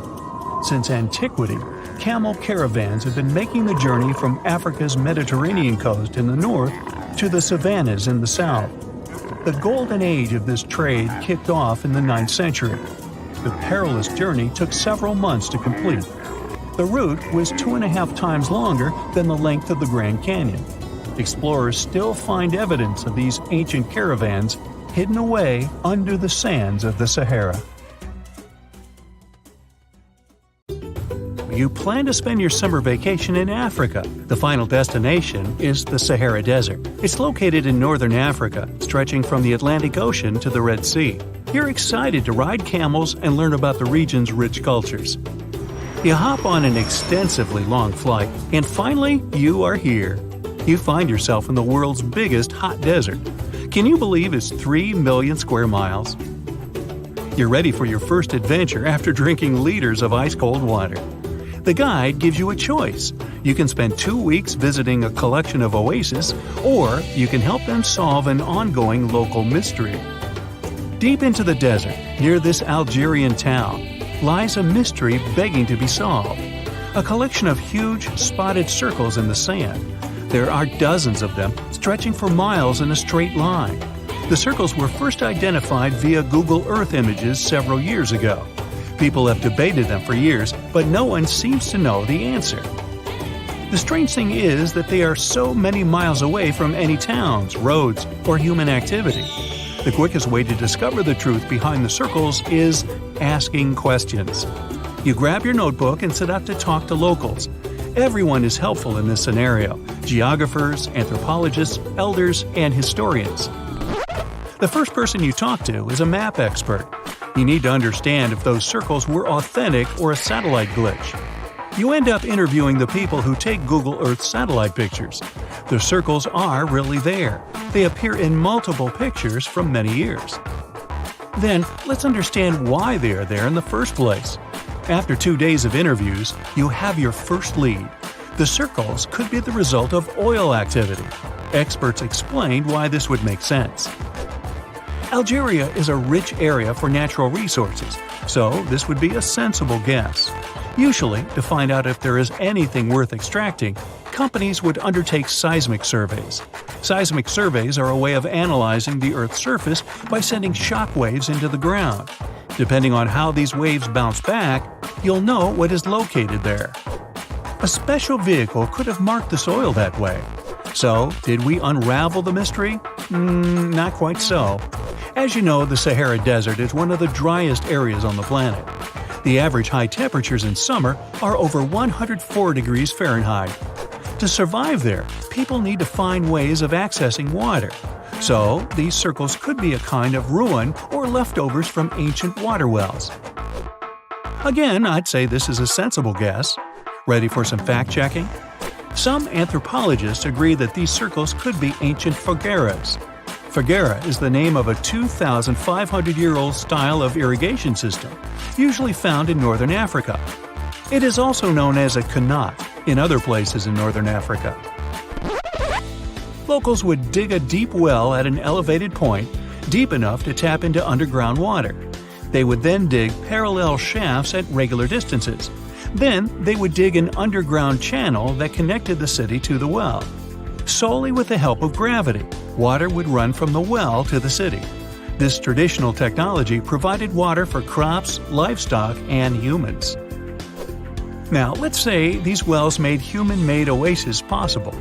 Even the closest municipality name was an indication that this could be true. The name Fogueret Essaouira is actually named after Foguerets, these ancient wells. Now, this lead was proving to be very accurate. You decide to travel over there to see for yourself. You take a local bus, sit back, and enjoy the ride. The landscape in northern Algeria is filled with ancient-looking towns. You even see ruins of wells along the way, on the outskirts of smaller cities. Opening Google's satellite images, you can see the qanat's markings on the ground, a series of holes running down several miles. But as soon as you arrive, you find out you were wrong. Dale Lightfoot, one of the world's leading experts on qanats, said that the circles were definitely not qanats. Even the satellite images confirm this difference. Uh-oh, we were so close. Apparently, qanats or fogueras would not run down a straight line. They wouldn't be shaped like circles. Another clue that this wasn't the case was that there were no towns at the end. The circles were really far away from any human activity, and qanats were explicitly built to provide water for human settlements. Well, it sure was a good try. You almost gave up on this mystery when you decided to take one more field trip. It was days of preparation, Pick up cars, food, equipment, all so that the mystery of the Sahara Circles could be unraveled. On the first day, you drove over 99 miles into the desert. You were always curious to see what this part of the world looked like. Over there, you see nothing but mustard yellow dunes. The night sky is pretty decent though. You can see the entire Milky Way with your own eyes. You set up camp and sleep under a canopy of stars. The next day, tension grows. There's no cell reception. Oh dear.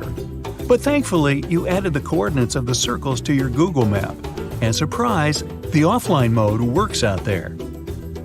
You follow the coordinates, but it leads you astray. You start to get nervous, thinking this was all in vain.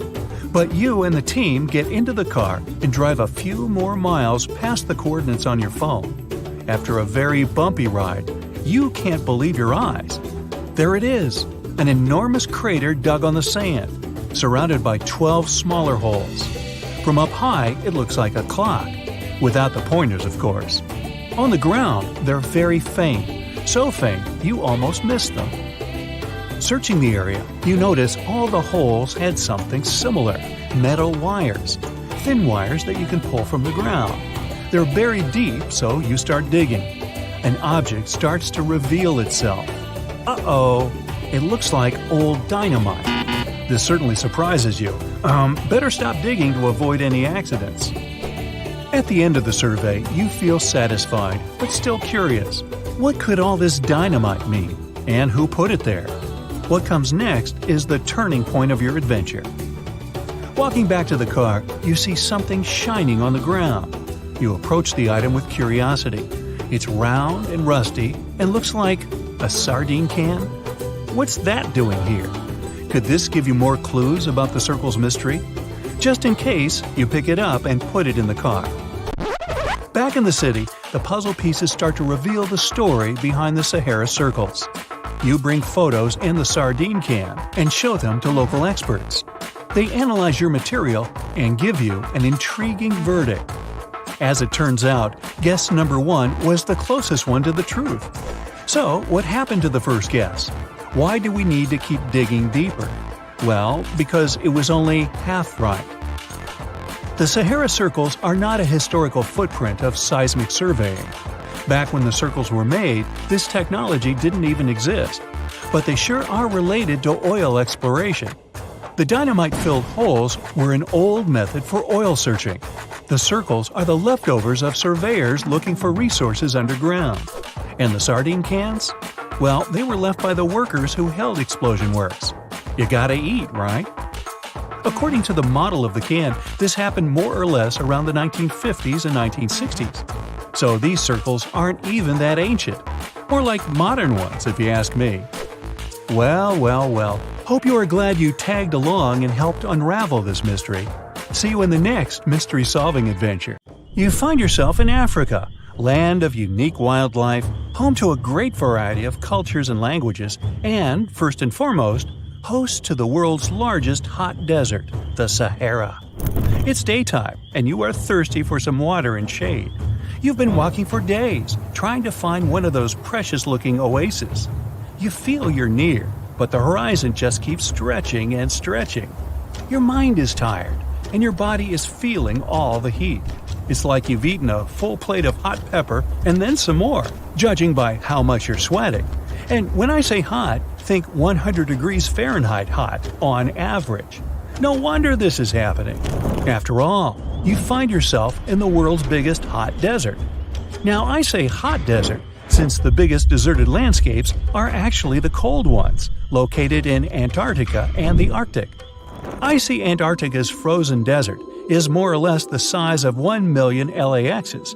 Yep, the Los Angeles International Airport. The Arctic desert is just a bit smaller than that. Now, in case you don't know, the Sahara Desert is located in northern Africa, stretching from the Atlantic Ocean all the way over to the Red Sea. It occupies an area large enough to place approximately 100,000 Disney World theme parks side by side. According to scientists, its boundaries are expanding.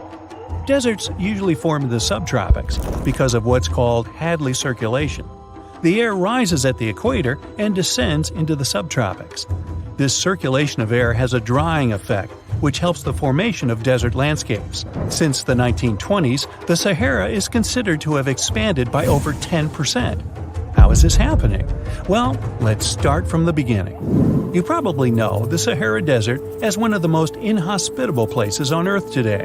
Just FYI, for a place to be considered a desert, it has to receive less than 4 inches of rain per year. Due to the very small precipitation index, deserts are usually dry and arid places. There is little humidity in the air, and daytime temperatures can go as high as 130 degrees Fahrenheit. Usually, there isn't that much animal and plant life because of the lack of water. But in the Sahara's case, it wasn't always like that. It may be difficult to imagine northern Africa without the tons of sand it has today. But about 20,000 years ago, the Sahara was actually one big oasis. Recent discoveries show clear evidence of what the scientists now call the Green Sahara. In the mid-1800s, a German explorer crossing the Sahara encountered some paintings and engravings that nomad artists had left behind. What he saw in those paintings looked nothing like his actual surroundings. Instead of an arid landscape with only camels and desert vegetation, the rock paintings depicted jungle animals like giraffes and hippos. There were even images of livestock and grazing animals such as cattle and sheep, something that seems impossible for modern-day Sahara. Artists usually draw what they see around them, so this finding really intrigued the German explorer. The drawings were so detailed that the artists must have had close contact with those animals. You can find this rock art spread out in the northern part of the African continent, from western Sahara to Saudi Arabia. Geologists soon took a keen interest in this and found the first clues to what this could mean. They have been able to confirm that, in fact, northern Africa was once much wetter. They found evidence from nearby deep-sea sediment off the coast of Mauritania. Sampled cores of underwater sand and mud, known as Saharan dust flux, show geologists that, indeed, a green Sahara was possible. The more dust is blowing off of the desert and into the bottom of the ocean, the drier the climate in the region. The sediment cores show that there was much less dust, only half as much, coming off northern Africa during the humid period. This period has to do with Earth's natural cycles. Normally, the Earth rotates at a tilt of 23.5 degrees, but this angle is not consistent and changes over time.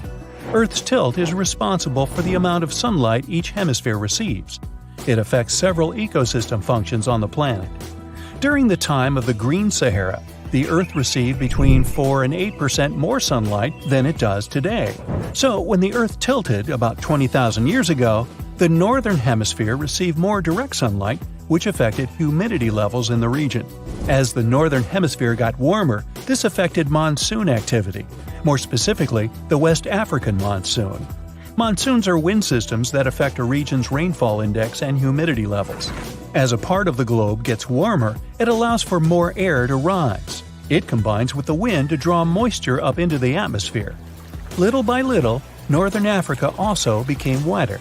The increased moisture made the Sahara so wet that there were actual bodies of water in the region.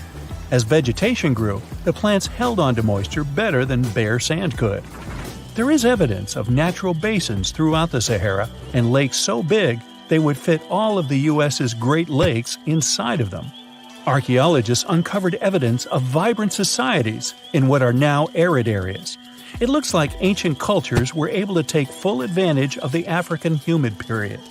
According to researchers, the human population peaked across the Sahara about 9,000 years ago. There are traces of fireplaces, hunting tools, fishhooks, and even mounds of fish bones. Records show that there have been over 230 green periods over the span of 8 million years. Solar radiation is always changing due to natural orbital cycles. That's why Earth will most certainly see another green Sahara moment. It might be thousands of years from now, but it will happen. The same way the Sahara turns green, it turns yellow again. Let's put it like that. All it takes is a significant axial tilt and a few years of readjusting. However, another phenomenon is calling the attention of scientists now. Recent studies by the National Science Foundation from the University of Maryland show the Sahara has expanded 10% over the past 90 years. This phenomenon is called desertification, which literally means fertile land turning into desert land. The Sahara Desert is now advancing into the semi-arid region of Sahel. In 1950, this region was home to 31 million people. Today, its population is over 100 million people. This rapid population growth has largely contributed to the Sahara's expansion. Farmers that were once nomads began settling down. Land usage grew more intense, aiding in weakening the soil.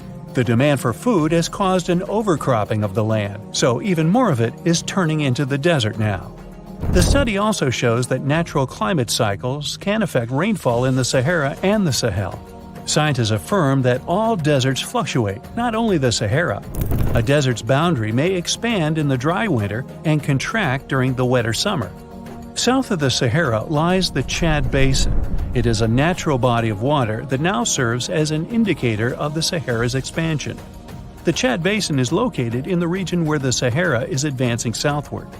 An atmospheric and ocean expert from the University of Maryland explains that rainfall has reduced greatly in the entire region.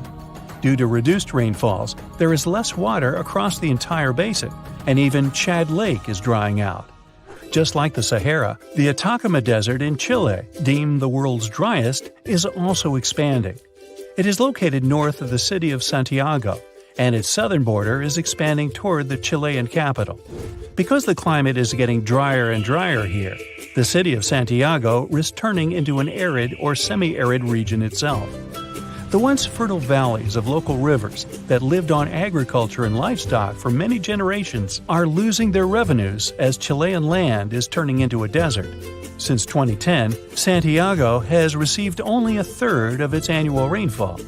Outside of the city, farmers are digging holes in search of blue gold, or simply put, water.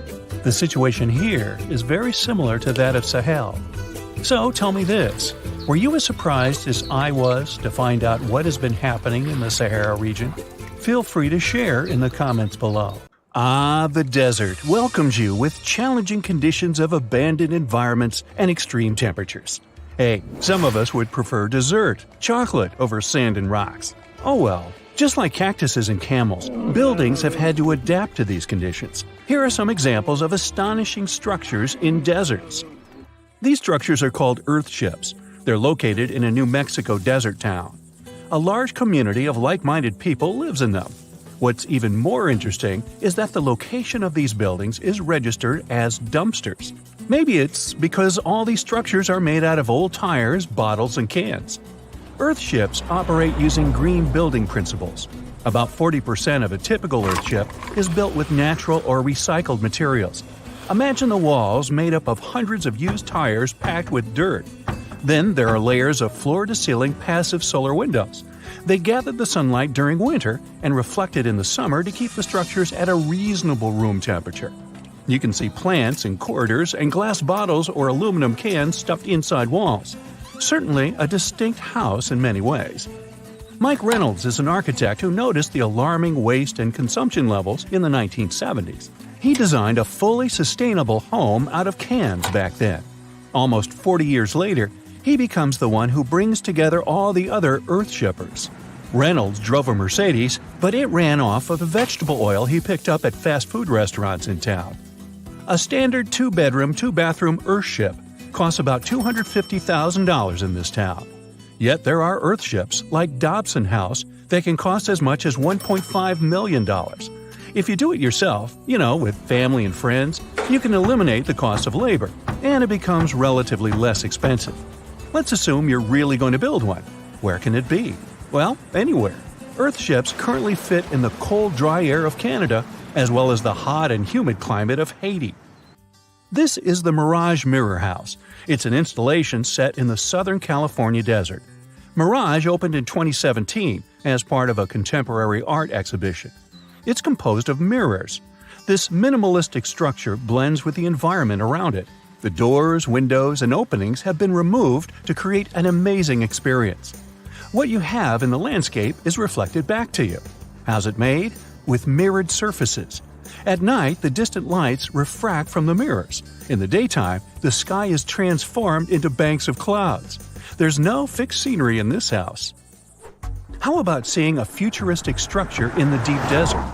Architects designed a concept home that pairs perfectly with Elon Musk's Cybertruck. The house has a post-apocalyptic theme. I mean, when I say post-apocalyptic, it's because I can't say it.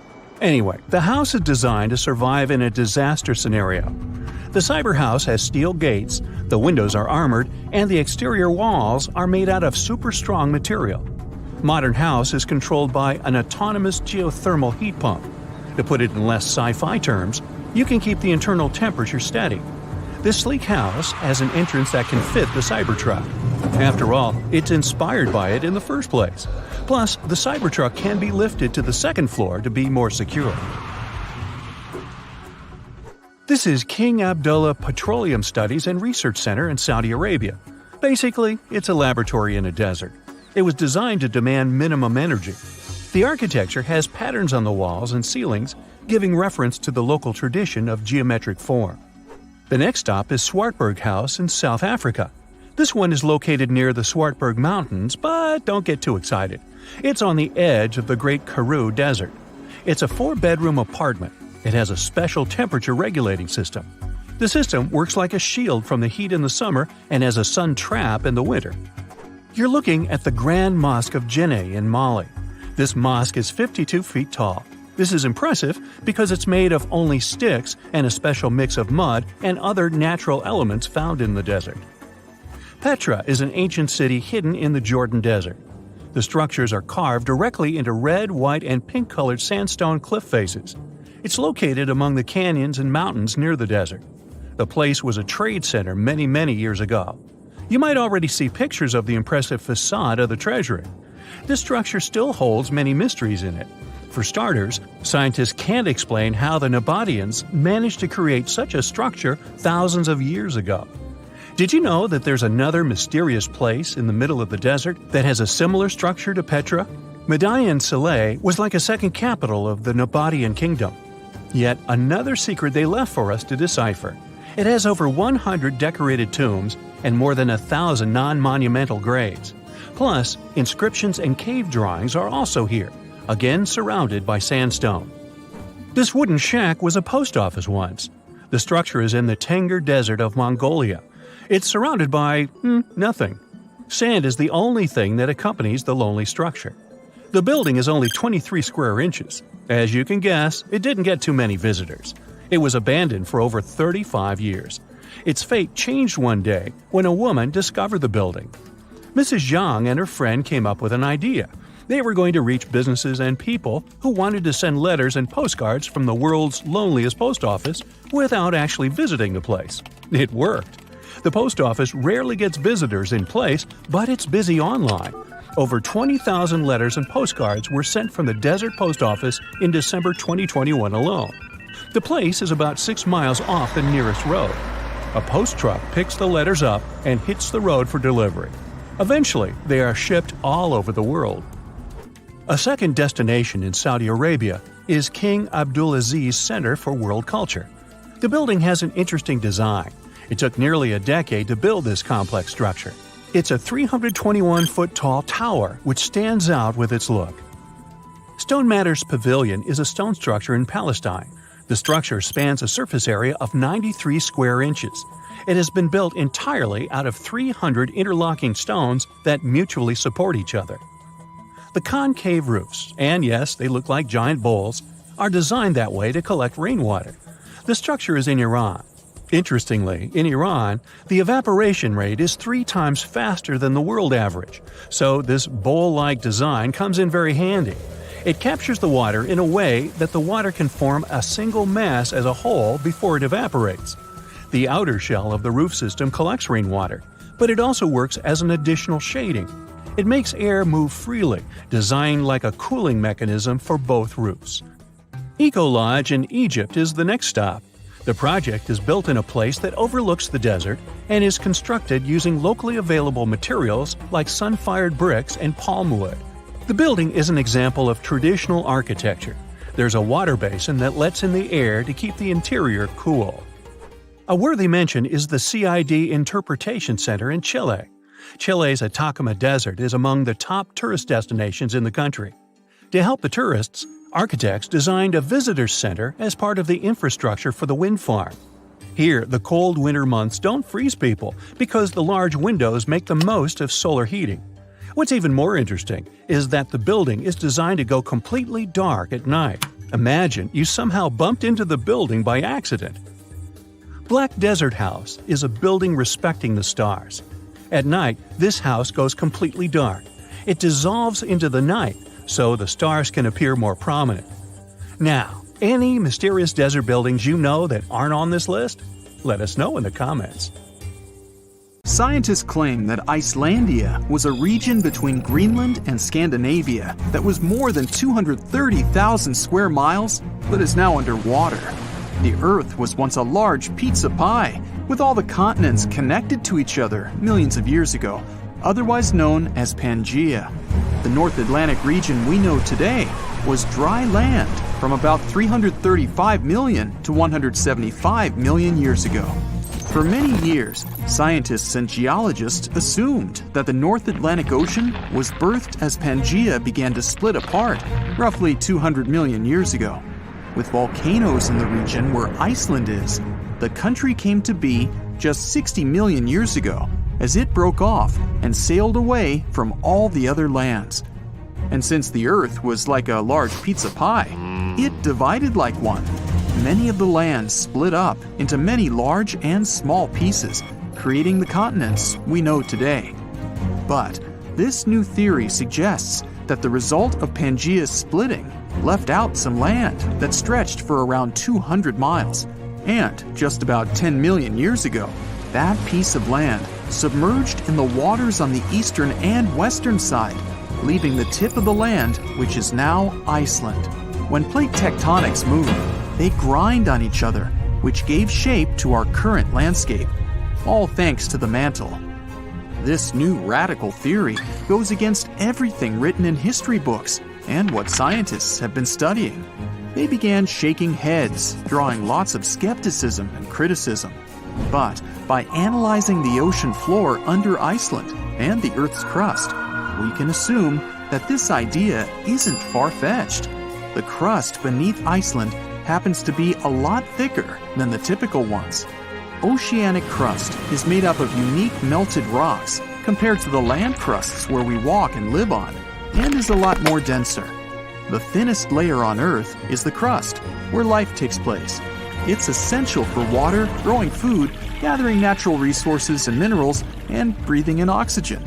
It sinks below to the bottom, but right above the Earth's mantle. It also refreshes itself, since it constantly gets recycled into the mantle and back up. This is why the rocks in the oceanic crust are around 25 miles thick, compared to just 5 miles anywhere else. This is also reasonable given that it's in a hotspot for volcanoes. Magnetic surveys of the ocean floor show layers of molten crust in stripe patterns. Also, given the fact that the Earth's magnetic field changed its polarity over millions of years, it played a role in shaping the foundation of our landscape. But there isn't any concrete evidence to prove this new theory just yet.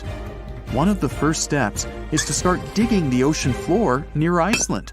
Zircon is a very sturdy mineral that can last for billions of years despite erosion in the Earth's crust. By taking samples and studying them, researchers can estimate the geological age of the continents. This will make sure the crust is oceanic, which is thicker, or continental, which is the regular crust we walk on. This isn't an overnight project and would come with a hefty cost. Another way is to do seismic surveys that can measure echoes conducted on research ships. Drilling holes miles deep in the crust can also help with the research. But this would cost more than studying the zircon minerals. Some fossilized plants unique to both Scandinavia and Greenland might prove that Icelandia was once on the surface and possibly scattered with trees. It wasn't a cold land as it is today, so it may have had forests. But scientists still haven't found fossil evidence of animals common in both lands to suggest anything. But maybe time will tell. The theory goes deeper, which suggests that there was a greater Icelandia. With Iceland, Ireland, Britain, Scandinavia, and Greenland all in one microcontinent, It could be a destination of winter enthusiasts and great for skiing. It could be possible to connect Canada to Greater Icelandia by train over the ocean, which would open up the economy even more. Iceland is around 40,000 square miles, which is already quite big. And if the Greater Icelandia was present today, then Europe would be a completely different continent. Many theories are circulating about other possible hidden microcontinents around the world. Scientists aren't certain of the possibility of Icelandia's existence, but if all the studies conducted were done correctly, then the theory could change everything we know about Iceland and the North Atlantic Ocean. And this could pave the way for other sunken microcontinents around the world. Another theory out there is that New Zealand was the tip of a lost subcontinent, even bigger than Icelandia, called Zealandia.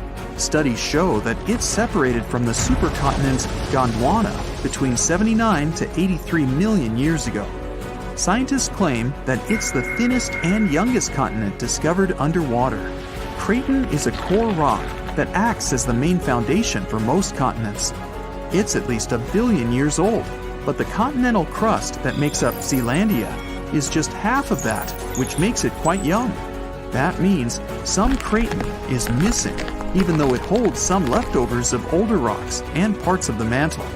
They're estimated to be as old as 2.7 billion years old. Scientists did some studies on the zircon crystals from New Zealand and found out that they're as old as 1.3 billion years old. The rest of the continents are more than 3 billion years old. Scientists studied the composition of the rocks in the bottom of the ocean around New Zealand. They're made up of silica and granite, which are found in continental crusts.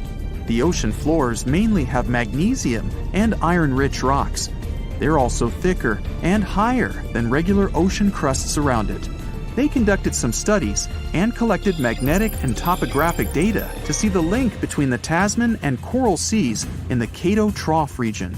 This is the narrow strip between Zealandia and Australia. Satellite data tracked tiny faults in the Earth's gravity to map out the crust of the ocean floor surrounding the area. They saw the mass that makes up Zealandia quite visible and almost the size of Australia. Even though the signs are there, this doesn't prove anything. It's possible that there are a bunch of microcontinents which all split apart when Australia broke free of Gondwana. Back then, the supercontinent was made up of South America, Antarctica, Australia, Zealandia, Arabia, and the Indian subcontinent. New Zealand is already not the biggest country out there, but if the theories are correct, then Zealandia will be 6 times its original size. Mauritius is a young island that's only a few million years old. Just 1,200 miles off the coast of Africa, it's believed that the tiny island came to life around 9 million years ago. The underwater volcanoes in the region spewed out so much lava that it formed the land today. But scientists found zircon rocks that are more than 3 billion years old. It may also be part of a continent submerged underwater called Mauritia, which is just a quarter of the size of Madagascar. The zircons they found were embedded in solid rocks and not just in the sand, which may rule out that they just washed up on shore from another continent. Some scientists are still not convinced. They suggest that discovering rocks that stand out from the other typical ones brought by an eruption could skew the scientific community to this theory. But just like how Icelandia could be part of Greater Icelandia, Mauritia was once called Rodinia, which consisted of India and Madagascar. Theories suggest that Mauritia was covered in water when India broke away from Madagascar, something like 85 million years ago. Let me take you to a place that seems to be out of this world. Life inside this cave has been isolated from the outside world for about 5.5 million years, and it does show. See for yourself. Due to such a long isolation, the conditions inside the Movil Cave are like nowhere else on our planet. A unique ecosystem is flourishing there, even though there is a severe lack of sunlight inside the cave, and the air is toxic. The cave, located a few miles west of the Black Sea in Romania, was first discovered in 1986. Nowadays, you can only visit it if you have special permission. Plus, the central caverns are guarded naturally. by narrow limestone tunnels and vertical shafts. So, if you're no stranger to claustrophobia, you'd probably better not enter this place. In the depth of the cave, the air has twice less oxygen than the air outside. Instead, it contains a lot of carbon dioxide and hydrogen sulfide, so not the freshest air you can breathe. It's also pitch black inside the cavern. But despite, or should I say thanks to, this cocktail of extremely harsh conditions, the site is a true goldmine for biologists. Shockingly, life seems to be booming here.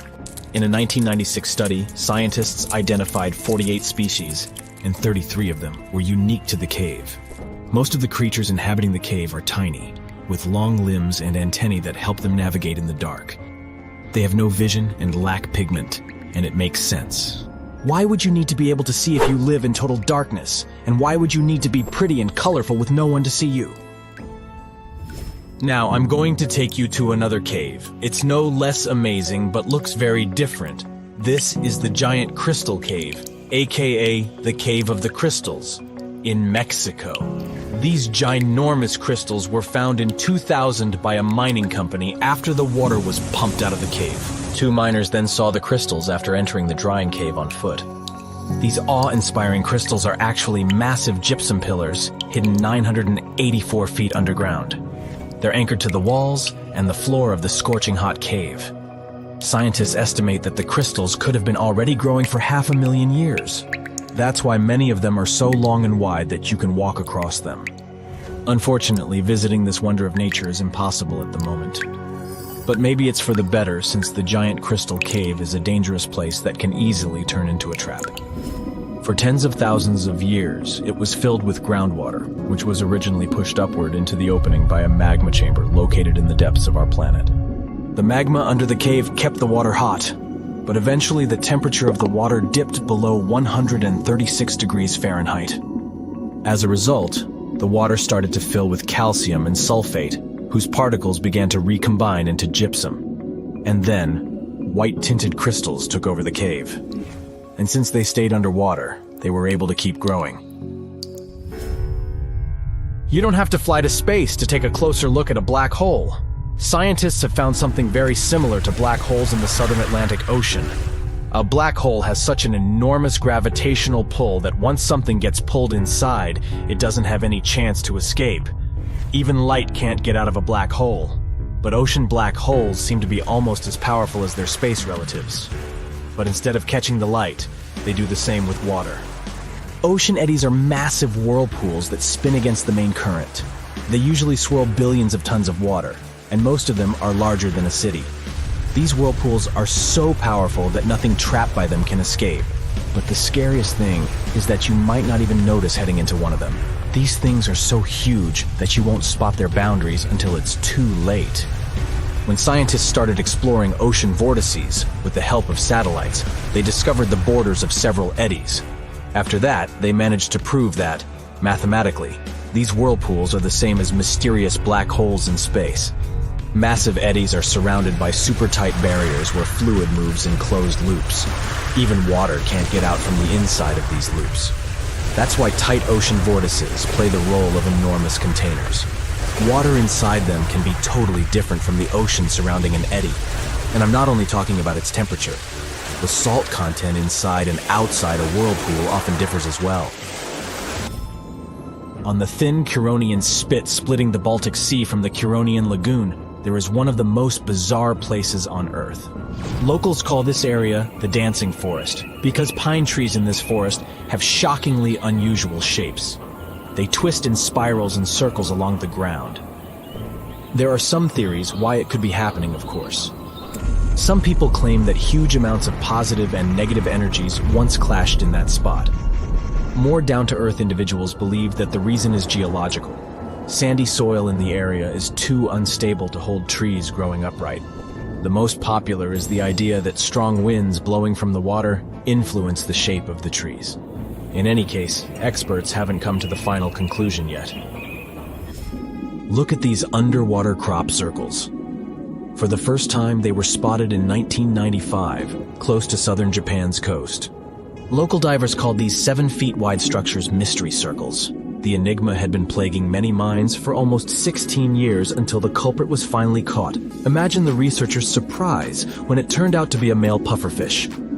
The fish needs a bit more than a week to build one circle, and the aesthetics are obviously crucial.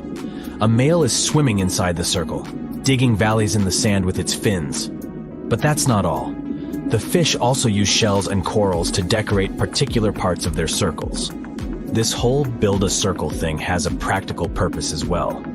The way a male fish swims pushes the sand toward the center of the circle and creates a mound which later serves as a nest.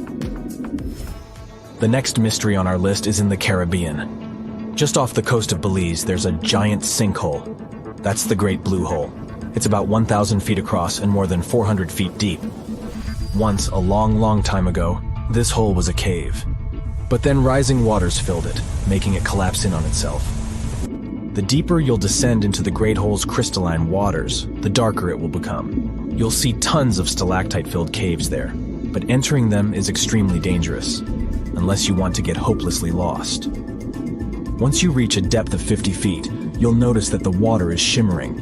That's the invisible line dividing the sinkhole's salty top from the freshwater abyss. You might want to turn back right now. Who knows what you might come across in the murky depths. There was an old Amazonian legend that told about the river that was so hot that it boiled. And it was believed to be just a legend until Peruvian geoscientist Andres Russo questioned if the river could be real. All experts denied such a possibility. After all, hot rivers do exist, but only in the areas where there are volcanoes. As for the part of the country mentioned in the legend, there are no volcanoes in that region. But Andres Russo was too dedicated to give up. And in 2011, he finally located the river from the legends. The water in it was indeed steaming hot. Its temperature was 186 degrees Fahrenheit, not boiling, but pretty close to this point. But what shocked the researcher the most was the size of the river. One could think that the almost boiling water was the result of the activity of an underwater hot spring. But thermal pools are always small, while the river is 20 feet deep and flows for almost 4 miles.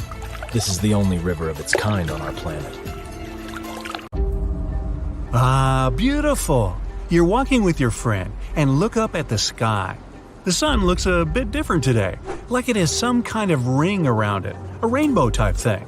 Huh? Hey, look at that! Your friend pulls his head up out of his phone. You shouldn't look directly into the... Stop everything, he says. It's a sun halo. We need to find shelter now, unless you have the world's biggest umbrella on you. A sun's halo is nature's sign that there's a snow or rainstorm on its way. It's caused by clouds that are made of bazillions of small ice crystals, flying around 20,000 feet. Sunlight goes through those crystals, which causes the light to split and refract, like when there's a rainbow. Now, don't look at the sun halo directly. It's going to be tempting because it's not something you see every day. Plus, it's really beautiful. But ultraviolet light can burn the exposed tissue of your retina and cause serious damage. So, not worth it. Grab some sunglasses and you're good to go. This phenomenon lasts about 40 minutes.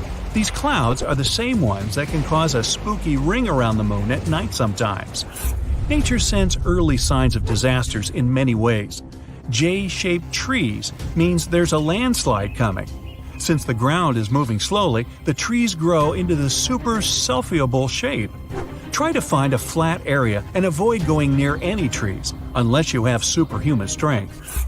You're on a nice walk on the beach. Sand, sun, not a cloud in the sky.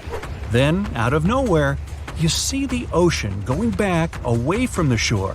Suddenly, you can even see bits of coral, small fish, and other random small sea animals. That's a good sign to leave. There might be a tsunami on the way. A tsunami is formed when there's an earthquake underwater, and it can hit the coast at 500 miles per hour. It's mostly a Pacific Ocean thing, but why risk it? If there's a channel of choppy water on the beach, stay away. There might be a rip current under the surface that can be extremely dangerous. Sometimes waves hit the shore in a weird way, which forms these rip currents. You might see a strange gap in the waves, or you might notice random bits of seaweed going in all different directions.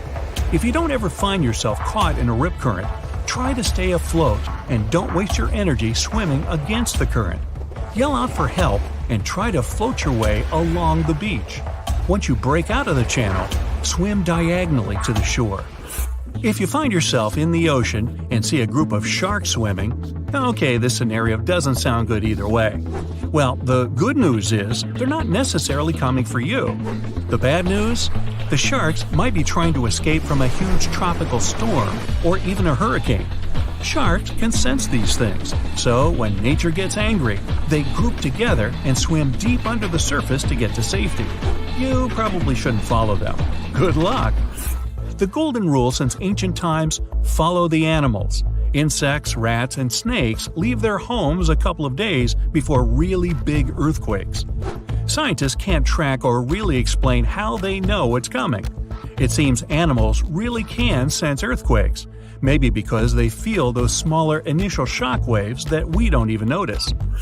What if you see animals running towards you? Well, that could mean you're about to get eaten for breakfast. Or it means there's a wildfire behind them. Amphibians like frogs, toads, and salamanders try to protect themselves by burrowing down into the ground. Others just run. Before you start running alongside them, check to see if you can see smoke. You don't want to sprint flat out for nothing. Well, it's not just animals. We can spot warning signs too. For example, if you notice your hair suddenly starts to stand on end and your jewelry starts to buzz, take shelter right away. Lightning might be about to strike somewhere nearby. If you're outside and can't run into a house, make sure not to stand near any tall structures. Lie flat on the ground. Be near water. Seek shelter under an isolated tree or stand in an open space. And don't stand on top of the Empire State Building. That thing gets zapped hundreds of times a year. Do you like skiing? It's all fun and games until all you can see is white. Avalanches can move up to 80 miles an hour, so watch for some warning signs. Does it feel hollow when you walk in the snow? Are there cracks around your feet? Can you see a huge avalanche coming? Time to go! Sometimes a storm mixes its blue light with the red light from the sun, and you get a pretty impressive green. Enjoy it from a safe distance, preferably indoors. This super tall thundercloud usually means you're about to get smashed by hail, or worse, a tornado. Find cover somewhere, like in an underground parking lot or a basement. It might be a bit embarrassing if you're wrong, though. Okay, we know volcanoes can be dangerous, but the lakes near them? Is anything not a sign of danger? Lakes that are near something boiling hot that never cools, so volcanoes, are like wildly shaken soda cans, just about to burst. The magma that's underground actually pushes carbon dioxide into the bottom of the lake, and that gas stays there, waiting. Then, even something boring like rain can disturb the lake a little too much and bam, or boom! You get the picture. Diving, swimming, snorkeling, the sea can be amazing, but it's pretty unpredictable. When two wave currents run into each other, they can create a cross sea. It looks pretty cool from far away, but it can be really dangerous for swimmers, surfers, or even ships. There's a strong current roaming around under the surface. You're walking on the beach, apparently every good story starts like this, and all of a sudden, ooh, a cave. How cool is this? You should probably go in there, explore a bit, and no. If there's a full moon out, you might not be able to get out of that cave. A full moon affects the tide and makes it lower than usual. That cave might be more accessible, but instead of an exciting adventure, you could end up trapped in there until the next full moon. Bring a big lunch. A wall cloud is one of those things you're both excited and scared to see. Scared because you don't know what it is. Excited because, well, how often do you see something like that? Whatever you feel, tell your legs to start running. During a thunderstorm, these wall clouds sit lower than anything else and can be up to 5 miles long. And if they start spinning, well, Dorothy ended up in Oz. Who knows where you'll end up? It's 2009 in Italy. A man was hanging out in his kitchen. Then he saw some flickering lights. He knew just what to do. He moved his family to a safe place. A couple of seconds later, a massive earthquake hit the whole region. His family survived thanks to his quick reaction.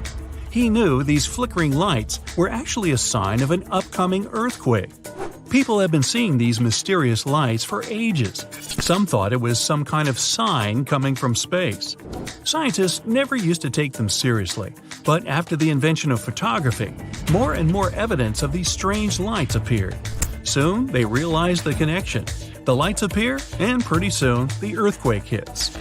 After a bit of digging around, they actually found some records of these earthquake lights from hundreds of years ago. There were bluish flames coming out of the ground right before an earthquake. Ooh, creepy. Oh, ocean, come on, not you again.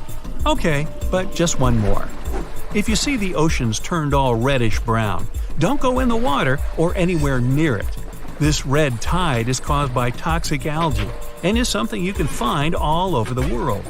That toxic algae can be there even if the ocean's a normal color. Getting that stuff all over you can cause some health issues. Rinse yourself off in fresh water as fast as you can.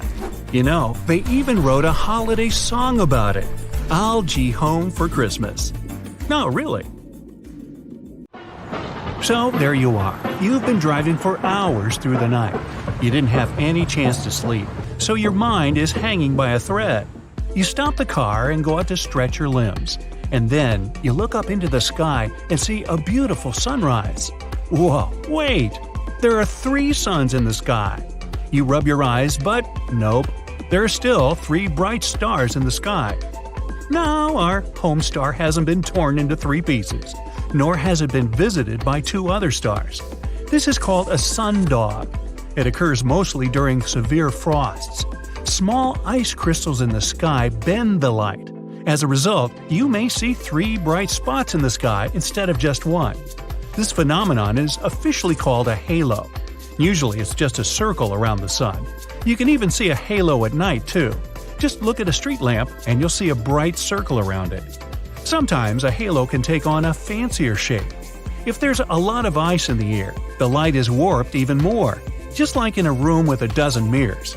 Then the halo can take on the shape of a human eye. Because of this phenomenon, a false dawn can occur also. While you're looking at the horizon, the dawn begins and the edge of the sun appears. A little bit more and wait! The sun starts to just dissolve in the sky. After a few moments, it's dark again. And only a minute later, the real sun shows its face. It was the same light curvature effect you saw before with the 3 suns. Only now, the light is curved vertically, not horizontally, and instead of the real sun, its reflection in ice crystals in the sky appeared. But the sun with 3 stars on the horizon is actually real. Not on Earth though, but 340 light-years away. There's a star system at the center of which lurks a star almost twice the size of our sun. And there are 2 small stars orbiting around this giant. From afar, they look like dumbbells. This strange world has a planet too. Sunsets and dawns there really happen with 3 stars. If you brought your significant other to a park bench to watch a sunset here, your date would go just fine. Whatever that means. Now you're at home, watching YouTube to the sound of a thunderstorm. Suddenly, you hear the sound of a window shattering and all the lights in the house go out. You see a streak of bright blue light from under the door to the next room. You open the door and see a sphere of lightning the size of a basketball. It's hanging still, occasionally zipping tiny lightning bolts to its sides. After a couple of moments, the ball flies away toward the window through which it got here. You've just witnessed a ball lightning. Clever name. Such a phenomenon has been observed in different parts of the world, and each time it scared people to bits. In 1753, an experienced sailor went up on the deck of a ship. He looked out and saw a big blue ball of fire over the water. The sailors wanted to turn around and catch up with this mystical orb, but it was moving too fast, and before they could change course, the ball flew upward at a tremendous speed. Then there was a powerful explosion, the force of 1,000 cannons. The boom toward the top of the ship's mast, and several sailors were thrown back by the shockwave. In the same instant, the orb disappeared, leaving behind only the unusual smell of sulfur. And one recent case occurred in Eastern Europe. During a thunderstorm, a ball of lightning flew into a woman's house. The woman remained motionless, and the blue ball flew right over her head.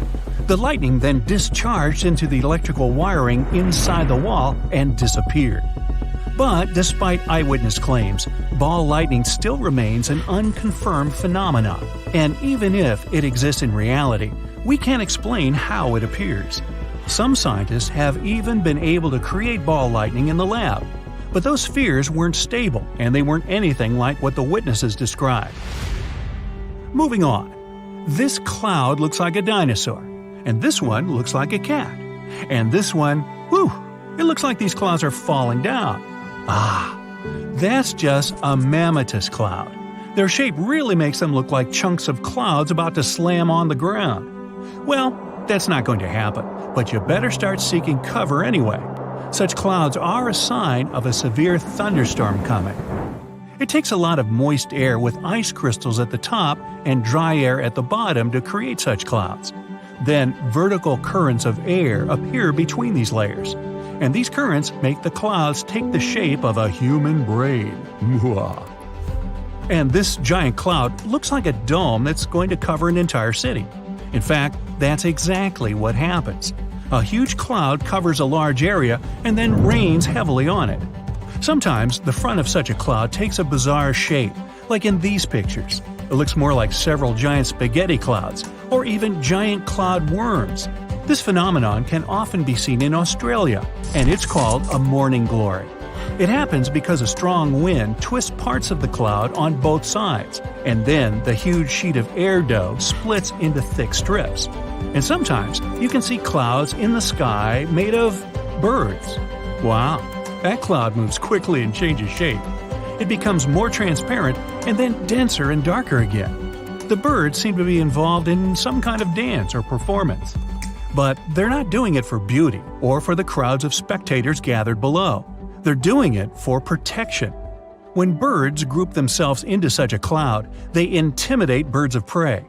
An eagle or hawk would have a hard time picking out a single target among the endless numbers of birds. And they move quickly, covering each other. Fish are huddled together in schools in the same way. Such a cloud might just spook a hungry predator. For another unusual phenomenon, we'll have to look at the Earth from a bird's eye view, at night.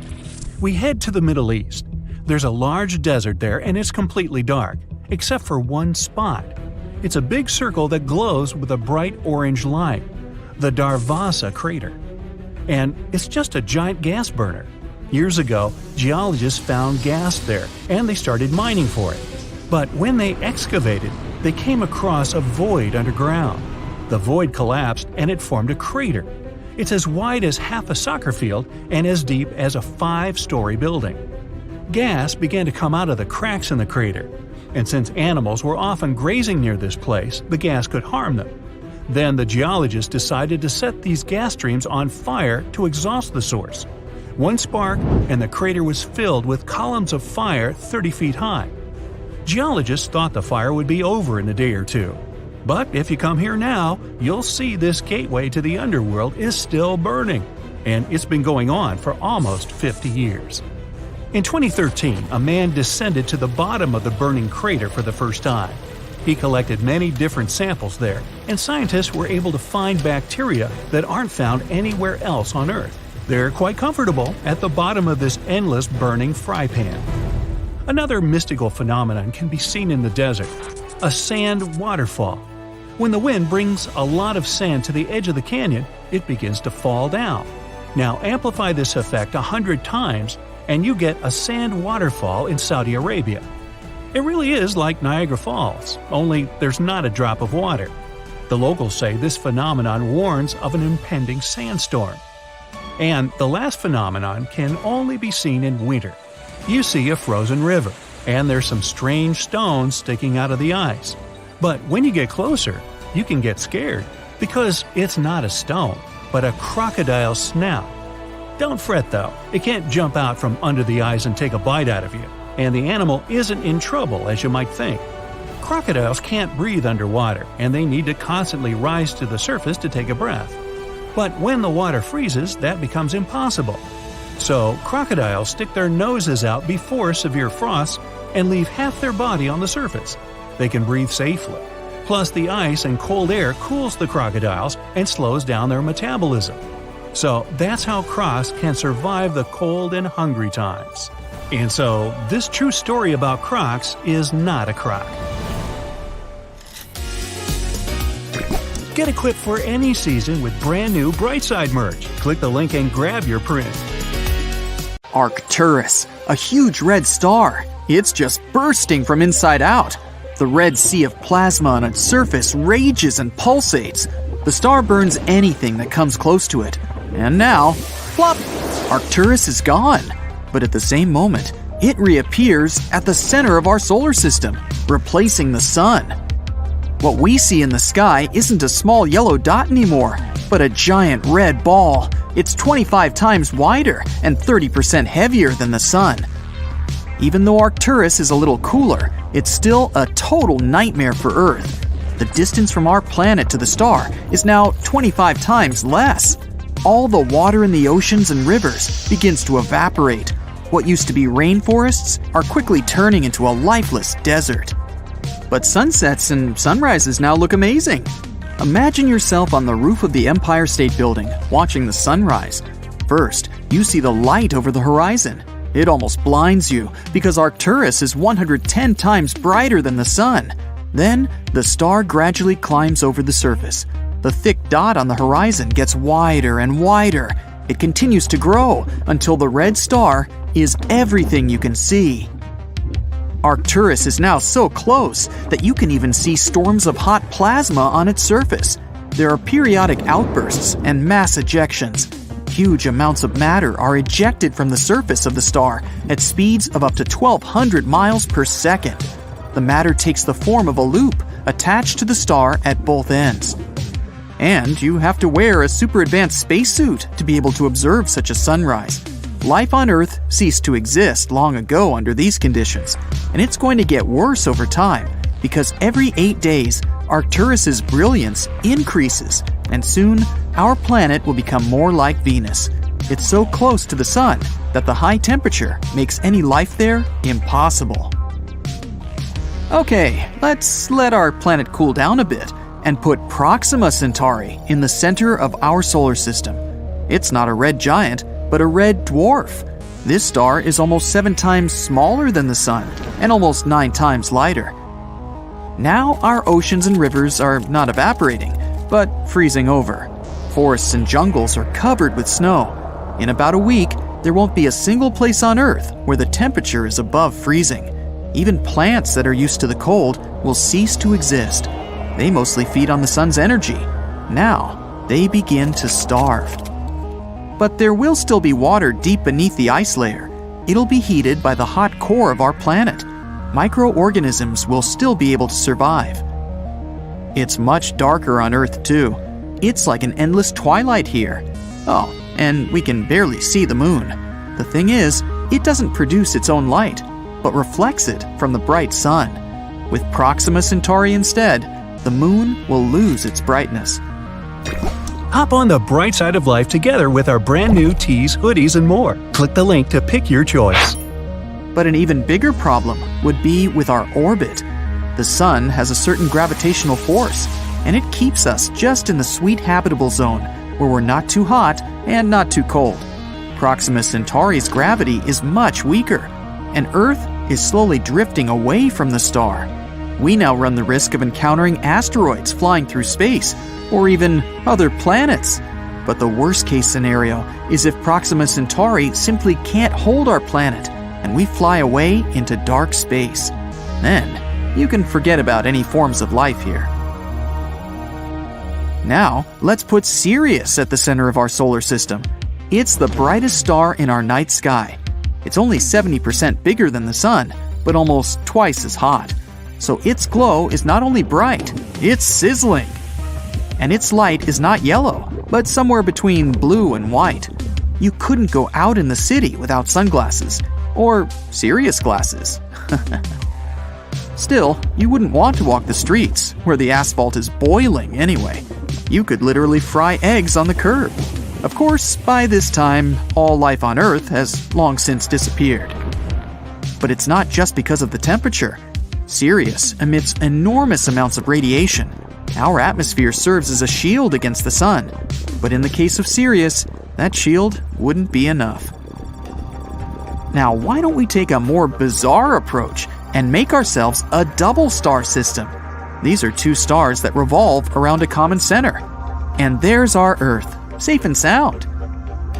It's all about the size and brightness of the stars. These two aren't too big, and they give off as much light as our sun. All that matters to us is that our planet is in the safe zone of the double star system. At sunrise, you first see one star appear from below the horizon, and then, a couple of minutes later, the other. The only problem is that this beauty may soon explode with enormous force. In binary systems, one star is always heavier than its companion. Sooner or later, it starts pulling matter away from the smaller star. Gradually, the bigger star just eats its neighbor. Then the big brother can reach a critical mass and explode. This explosion would be about as strong as a supernova. It would destroy our entire solar system. The light from this explosion would be visible for hundreds of light years away. And after that, there would be a huge nebula in the place of our star system. It's stardust and particles that are left from our world. Going to the realm of the crazy now, a black hole. Yes, there's one at the center of our solar system now. We know black holes are scary, mysterious objects that pull in everything in their path. But even around a black hole, there is a habitable zone. You just have to be far enough away so that it doesn't drag you down into its black abyss. Mercury and Venus would be too close to the black hole, so most likely they'd be torn apart and then head for the event horizon. This is the last stop before hitting the singularity, the heart of the black hole. There are only two problems: light and time. A black hole pulls light in instead of emitting it, so the Earth will quickly become dark and cold. And time goes slower around heavy objects. Near a black hole, 1 second can be equal to weeks or even months away in outer space. We won't feel this difference, but the entire universe around us will develop faster relative to us. Any object can become a black hole if it's compressed to a certain size. For example, the sun can become one if it's shrunk to a width of 3.7 miles. And even the Earth, if you squeeze it to a width of 0.7 inches, it becomes a black hole. Oh, now there's some little rock lurking in the center of our solar system. It's a neutron star. It's about 18 miles wide. Some meteorites are much bigger than that, but it has a mass comparable to the sun. So its gravitational force is about the same, and our planet's orbit is intact. But the problem is that neutron stars emit next to no visible light, so it's now permanent night on Earth. Still, it gets very hot here. When a neutron star is born, it can be several times hotter than the sun at first, but it quickly cools down to the temperature we're used to. So there's a chance that all life on Earth hasn't yet been scorched. Another problem is that these little guys are rapidly spinning and can become pulsars. It's kind of like a powerful spotlight on two sides of a spinning star. Neutron stars also eject radiation at tremendous speeds. These rays will make our planet literally sterile. No life form would be able to exist under these conditions. And now, it's time for the biggest star ever known, Stephenson 218. This red giant is 2,150 times larger than the Sun. And if we place it at the center of our solar system, its edge will lie on Saturn's orbit. So Mercury, Venus, Earth, Mars, and Jupiter are already swallowed by the huge star. Saturn, Uranus, and Neptune are roasting like chestnuts on a fire and will soon evaporate. In fact, this could happen to our sun as well. The older it gets, the redder and bigger it becomes. It'll eventually run out of its fuel, hydrogen, and the sun will start to burn heavier elements in its core. This will cause it to expand. Then we'll see more beautiful sunsets and sunrises, but the temperature will become too high. In theory, the sun will get so big that it'll swallow the Earth, and then it'll explode in a supernova, leaving nothing of our entire solar system behind. Shiny! We're flying past the planets of our solar system. We pass by Mars, Jupiter, Saturn, Uranus, and Neptune. Then we move through dark space beyond the edge of our world. We've reached our destination. It's the Oort cloud. It's a hypothetical region around the solar system that holds tons of asteroids and blocks of ice. It's likely to be where the largest comet in human history was born. And now, it's heading toward the sun. Bernardinelli Bernstein was discovered totally by accident during the Dark Energy Survey. Our telescopes were pointed at distant space. Their main goal was to learn more about how the universe was expanding. Astronomers also wanted to make a more detailed map of the observable universe. Scientists analyzed over 80,000 images and found a moving object. It was alarmingly close to our home planet. Its size was an impressive 62 miles. That's about the width of Lake Michigan. It was an already active comet with a long tail. Usually, comets get a tail when they come close to the sun. The heat from the star warms the comet's surface, and light materials, like ice, begin to evaporate.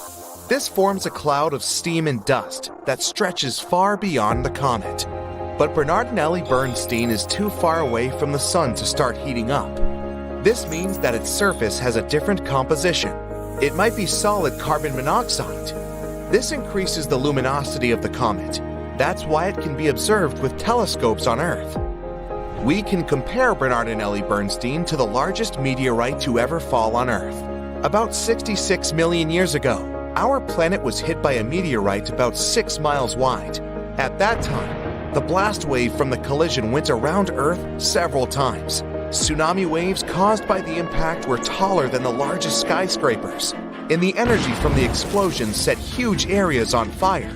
Almost all living creatures, including dinosaurs and ancient fish, ceased to exist. The meteorite left a crater 3 times the size of Manhattan. The place where it fell was rich in sulfur. This substance evaporated because of the abnormal heat and gathered into massive clouds.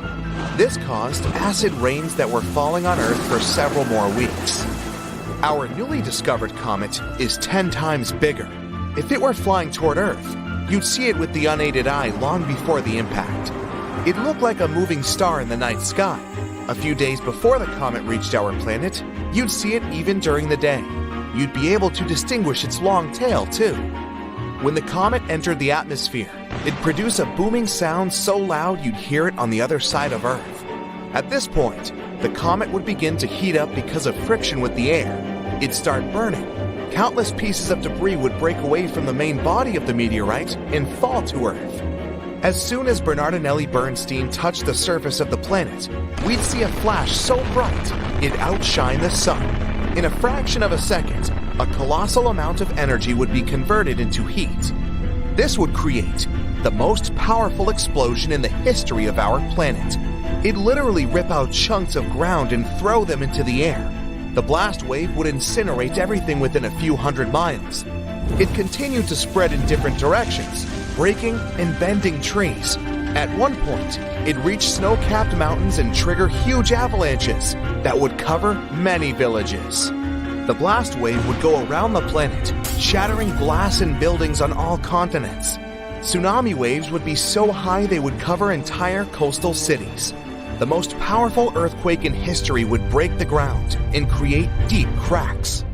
After the impact, billions of tons of dust and ash would rise into the air. A giant black cloud would completely block the sun's rays. Earth would be plunged into darkness. All the debris in the air would start melting. They'd turn into liquid lava and fall back to the surface, causing even more damage. The ash and dust in the air would cover the sun for several more months. During this time, the temperature on Earth would drop by several degrees. Even if they were hiding in deep shelters and bunkers, people, as well as all other living organisms on the planet, would be unlikely to survive this event. Fortunately, Bernardinelli Bernstein isn't going to approach Earth. Right now, the comet is about 20 astronomical units away from the Sun. That's 20 times the distance from Earth to the Sun. It means the comet will soon cross the orbit of Uranus. In 2031, it'll be 11 astronomical units away from our star. That's just outside Saturn's orbit. This is going to be the closest Bernardinelli Bernstein will approach the Sun. Then it will begin its flight back to the edge of the solar system. But the comet is bound to return again. It'll move away from the sun and slow down until the star's gravity pulls it back. Then the comet will make another circle around our solar system, but that will take about 3 million years. Right now, we have other meteorites to worry about. For example, 3200 Phaethon. It crosses the orbits of Mars, Earth, Venus, and Mercury. Then it goes around the sun and comes back. This cycle takes about 523 days. Then it starts over again. This meteorite is considered potentially hazardous because it crosses Earth's orbit at 7.5 Earth-Moon distances. During one of its last approaches to Earth, this 3.6-mile wide block of rock showered our planet with small meteors.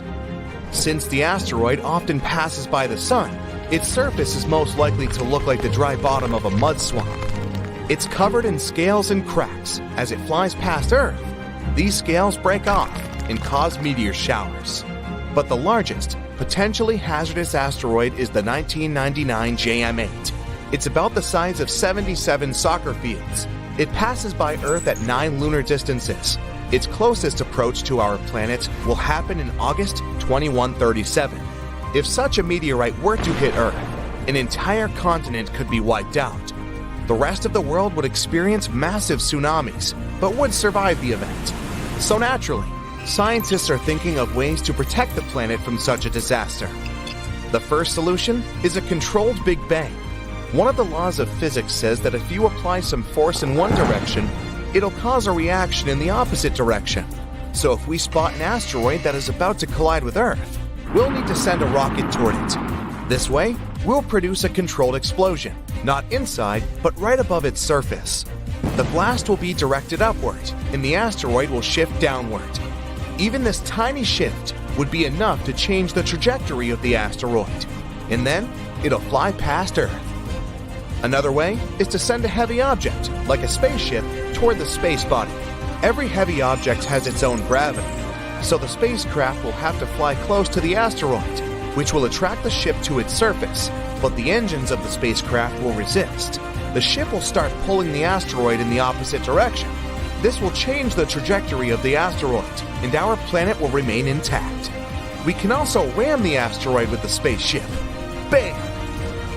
Or we could build a space station, like the ISS. It would be equipped with a bunch of huge magnifying lenses. We would send the station closer to the sun and start looking for potentially hazardous asteroids. Then, we'd point all the lenses so that the sun's rays would focus on the giant rock. The heat would begin to vaporize the matter from the asteroid's surface. That's where physics would come into play again. The matter would evaporate upward, and the asteroid would move downward. We could also wrap the asteroid in a reflective film, something like foil. Usually, space bodies absorb most of the sun's rays, but if the asteroid was covered in foil, the rays would bounce off its surface. This would create a weak pushing force. That should be enough to avoid the collision. Of course, we could attach rocket engines to the asteroid. This way, we would be able to not only change its trajectory, but also control it. But that would depend on the size of the asteroid and the number of engines. And then, we could use this massive rock to ram it into other, larger asteroids. This is Neptune. The next stop is Pluto. Stand clear of the closing doors, please. One day, with top-notch future technologies, one stop from Neptune to Pluto won't seem much further than Times Square from Bryant Park today. There are huge ice mountains on Pluto, valleys that go further than your eyes can see, 160-mile large craters, almost as big as the largest one on Earth, and no life. The reasons are obvious. The long distance between Pluto and the Sun guarantees freezing temperatures on that dwarf planet. It also ensures a trip of a few billion miles. Plus, it's smaller than the Moon, so it would get crowded very soon if people started dwelling there. Still, there's one reason which makes life there not that far-fetched.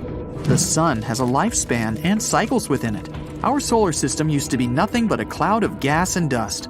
As a result of a gravitational collapse at the center of this cloud, the gas and dust started gathering in specific, denser places. These pulled more and more matter as time went on, and something called conservation momentum made the mass start rotating and heating up, because of immense pressure. Later, there appeared a disk similar to what Saturn has, but it was made of entirely different substances. And right in the center, there was the ball that eventually became the Sun. A protostar is a young star that's still gathering its mass, and that's exactly what the Sun was before the temperatures and pressures inside of it lighted up its core. Millions of years later, it became the Sun we see every day. But it won't stay this way forever. It will heat up even more and eventually get bigger and denser, turning into a red giant. It may one day get big enough to swallow up Venus and Mercury. Chances are, it might swallow even planet Earth. Even if it doesn't devour our planet, the Sun might get close enough to touch us. Well, if this happened, life on Earth wouldn't be possible. But then, in just a few minutes, the Sun loses about 40% of its mass and shrinks about 10 times what it used to be. It's not as bright, and indeed, not as hot as it used to be. By this moment, Earth will have already been deserted. People might want to start traveling around space, or settle down on another planet where life is sustainable, like the exoplanet Kepler-62f, which, by the way, is even bigger than Earth. While all of this was happening, Pluto was changing. Before, every resource was frozen inside of the dwarf planet. Water, gases like methane, carbon monoxide, you name it. But as the Sun was reaching its peak luminosity, Pluto was slowly warming up and losing a lot of what it had to the vastness of space. At the same time, an atmosphere formed up. If the atmosphere gets thick enough, it would create favorable life conditions. Then, instead of spaceships, a tiny percentage of us would be able to set up colonies on the dwarf planet. The temperature is comfortable there, almost t-shirt weather. It even resembles Earth a tiny bit. Canyons filled with water, beautiful endless fields with trees, and lots of space to run around. And mineral water pockets on the ground, good enough to drink. Pluto's rotations are different than Earth's. An Earth day is 24 hours, and sometimes it still feels like it never ends. But on Pluto, a whole rotation around the Sun takes 153 hours, because it's pretty far away from the Sun. After several hours without sleep, we get tired and our eyes get red. It means we'd have to take several naps throughout the day on Pluto. A year on Pluto equals 248 Earth years. Unless we come up with some sort of technology to get us to live that long, our entire lifespan would be less than half a year on the dwarf planet. So, houses on Pluto might need to be equipped with cryo chambers. Whenever you feel like dreaming for a long time, you jump in it and wake up 50 Pluto days later. On the dwarf planet, there are also seas and beaches. So it's just like a tiny Earth, far away from the actual Earth. The food on Pluto could be tastier. We might find a way to make the ingredients more savory and even try to grow them faster during the trip. You plant a carrot, and 2 days later, it's ready to be in your salad. There could also be new ingredients for our salads on Pluto. Maybe 2-meter-tall mushrooms we've never seen before. The animals we would take with us on the trip would get released into their new home forever. And with time, they would evolve and adapt to their new environments. The law of the jungle could change a bit too. Lions might not be kings anymore. Deer are. Their antlers are twice the size of what they used to be. But to be fair, so are the deer. Most of the animals that were already here used to live underwater. But with time, the amphibians started shifting to the surface, just like Earth at the beginning of life. Pluto could only be a temporary home though. Once the Sun has finally reached its final phase, Pluto would get frozen and lifeless again. People instead would need to try to find a planet that stays in the Goldilocks zone of another galaxy. The Goldilocks zone is the exact proper distance from the star like the Sun, where the temperature is perfect for the water to stay liquid. It's the rule scientists search for when looking for other planets that can sustain life. We can try setting new colonies on one such planet, or even try to set up our own artificial home. Not exactly a planet or a spaceship, but a combination of both. Something huge built right in space, say a wheel with gravity everywhere we go, so we don't fall off. It would float in space toward the new exoplanet, capable of fitting entire states in. This whole trip might happen just because the Sun first grew too much, and then, having reached the culmination of its life cycle, it would finally become a white dwarf. It's going to be a pretty long journey, and entire generations will be born here. You'll have a choice. Sleep your way through the journey until humans finally reach their new exoplanet, or enjoy the trip in this fantastic spaceship. There's all you need on board: malls bigger than those on Earth, large futuristic cities, even places to farm, fields with rich soil made artificially, and finally, after a long journey, the exoplanet. It's even somewhat better than Earth. The planet is giant and has more continents.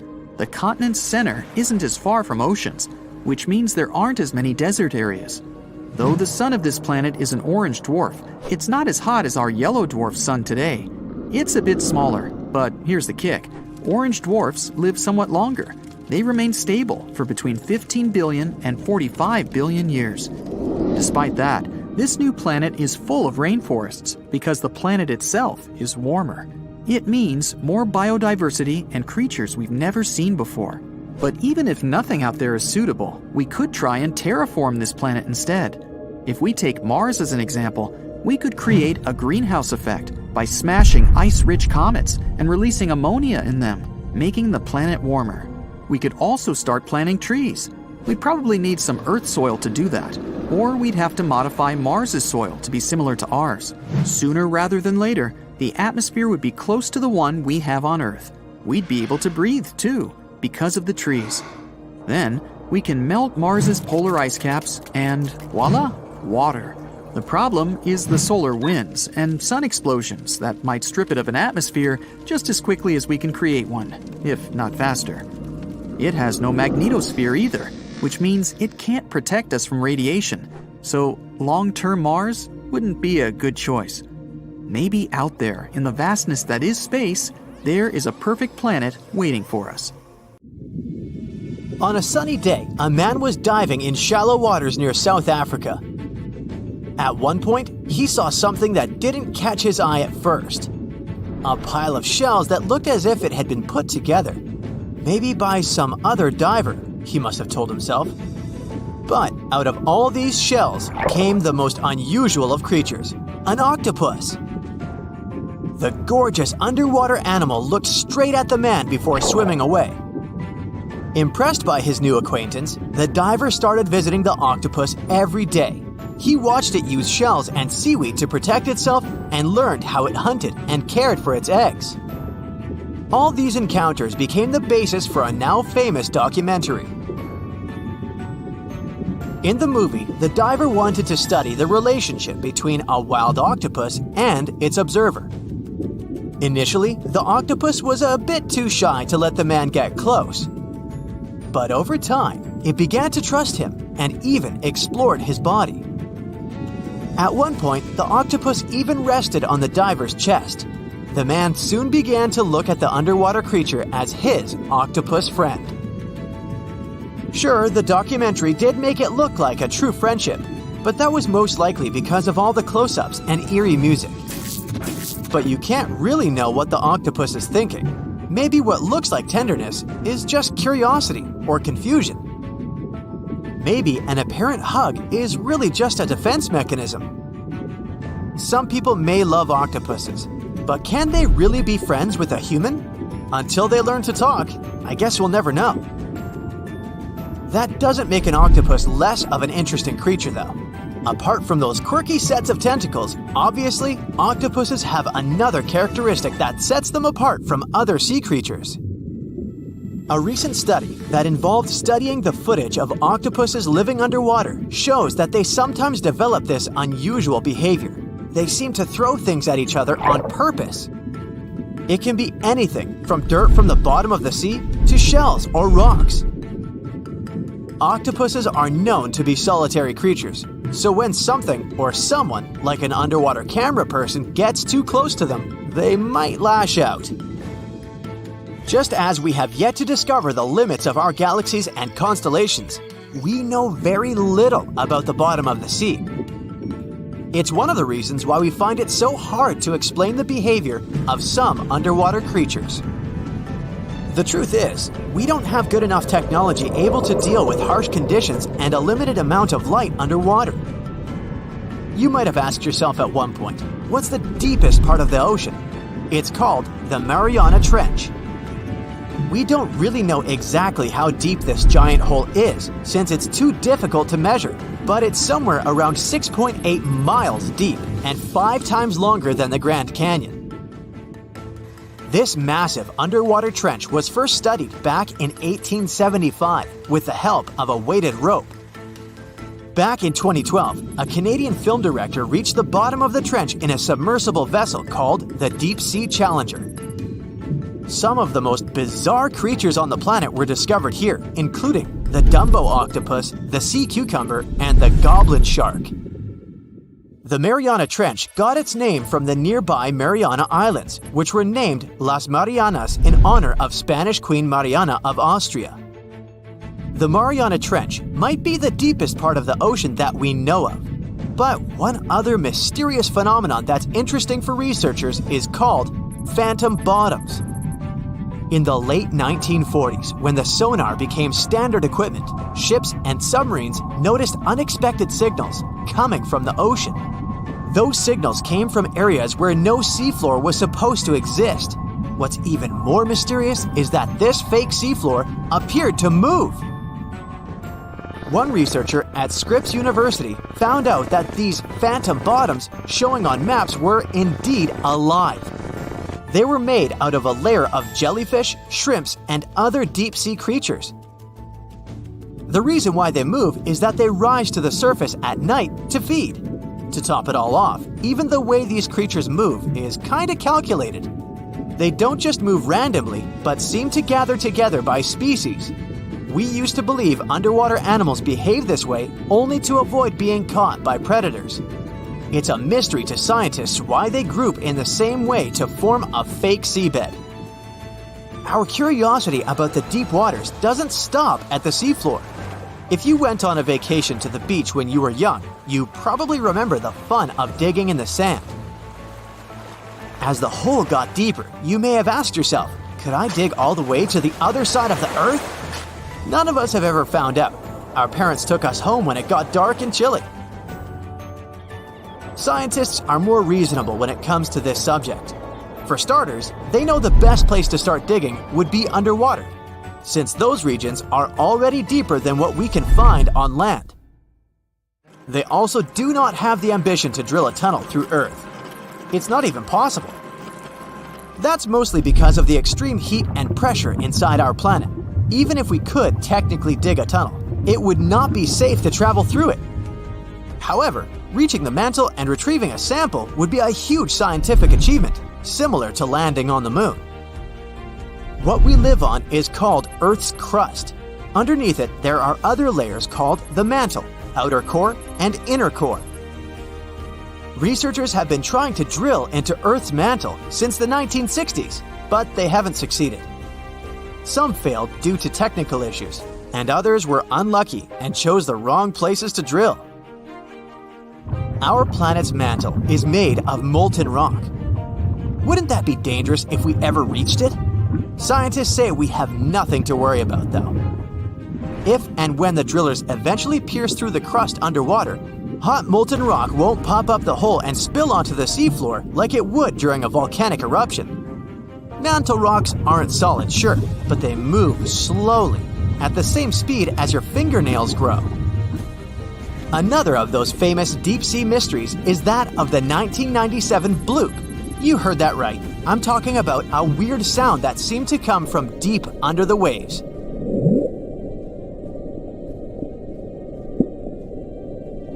People heard it in the South Pacific. No one had ever recounted a sound like that before. Some thought it must have been emitted by a strange creature living deep in the ocean. It didn't help that the noise came from a location mentioned in a story by famous writer H.P. Lovecraft. In his story, it was a creature called Cthulhu that lived there. In the novel, the author described it as a large, human-like monster with tentacles on its face and wings on its back. For many years, people tried to figure out where the noise came from. It wasn't until 2005 that they concluded it was from icebergs breaking off of glaciers. Some people still don't believe that this explanation truly makes sense and are searching for a different reason for the bloop. If creatures living outside of our planet ever decided to come to visit, you wouldn't expect them to go straight to the bottom of the sea, right? Well, some people claim there's a sort of spaceship on the ocean floor, discovered in 2011. It's basically an oval-shaped object located on the bottom of the Baltic Sea. In 2012, a team of divers explored the anomaly and found what appeared to be a staircase and other structures on its surface. This only added to the belief that the large object had been made by someone and wasn't just a natural phenomenon. Even more bizarre, close to the unidentified anomaly, the explorers' electrical equipment, like sonar instruments and satellite phones, started to malfunction. Some scientists believe it just to be a glacial deposit or some other natural formation, but they still don't know for sure what it is. Ever wonder why, despite all our advancements in technology and science, there's a vast expanse of our own planet that we barely know about? Believe it or not, over 80% of our oceans remain uncharted territory. It's as if we've got this massive aquatic playground in our backyard and we've barely scratched the surface. Also, did you know that only about 7% of our oceans have a special tag called Marine Protected Areas, or MPAs? How come this colossal body of water that envelops most of our planet is also among the most vulnerable and misunderstood spaces in the universe? Pressure has a lot to do with it. Our deep ocean is a beast of a place with no visibility, freezing temperatures, and pressure that's so intense that in certain areas it would make you feel like you're having the weight of 50 jumbo jets on your body. No wonder we're having an easier time sending people into space than to the bottom of the ocean. The deeper you go into the waters, the more pressure piles up. But let's not forget we have tech on our side, right? Scientists now use these cool satellite technologies that track the color of the ocean to check how much phytoplankton is there, for example. Why is this important, you might ask?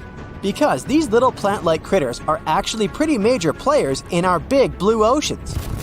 In the grand scheme of things in the aquatic world, phytoplankton is like the bedrock of the ocean food chain. It gives life to almost everything, from the tiny zooplankton, which are animal-like microorganisms, to those colossal, magnificent whales. When these technologies first came around, satellites could get clear images of the ocean faster than a ship could take the same number of measurements in 10 years.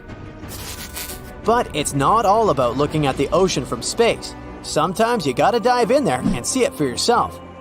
Thankfully, we've come a long way in ocean exploration tech, too. We've got things like floats and drifters that ride the ocean currents while collecting data, and a whole fleet of underwater vehicles, some of which are manned, some remote-controlled, and some even autonomous. Remember James Cameron, the guy who made the movie Titanic? He's super into exploring the ocean, and in 2012, he set a record by going down to the Mariana Trench in a vertical torpedo sub. He thinks there's nothing like being in the ocean and experiencing it firsthand.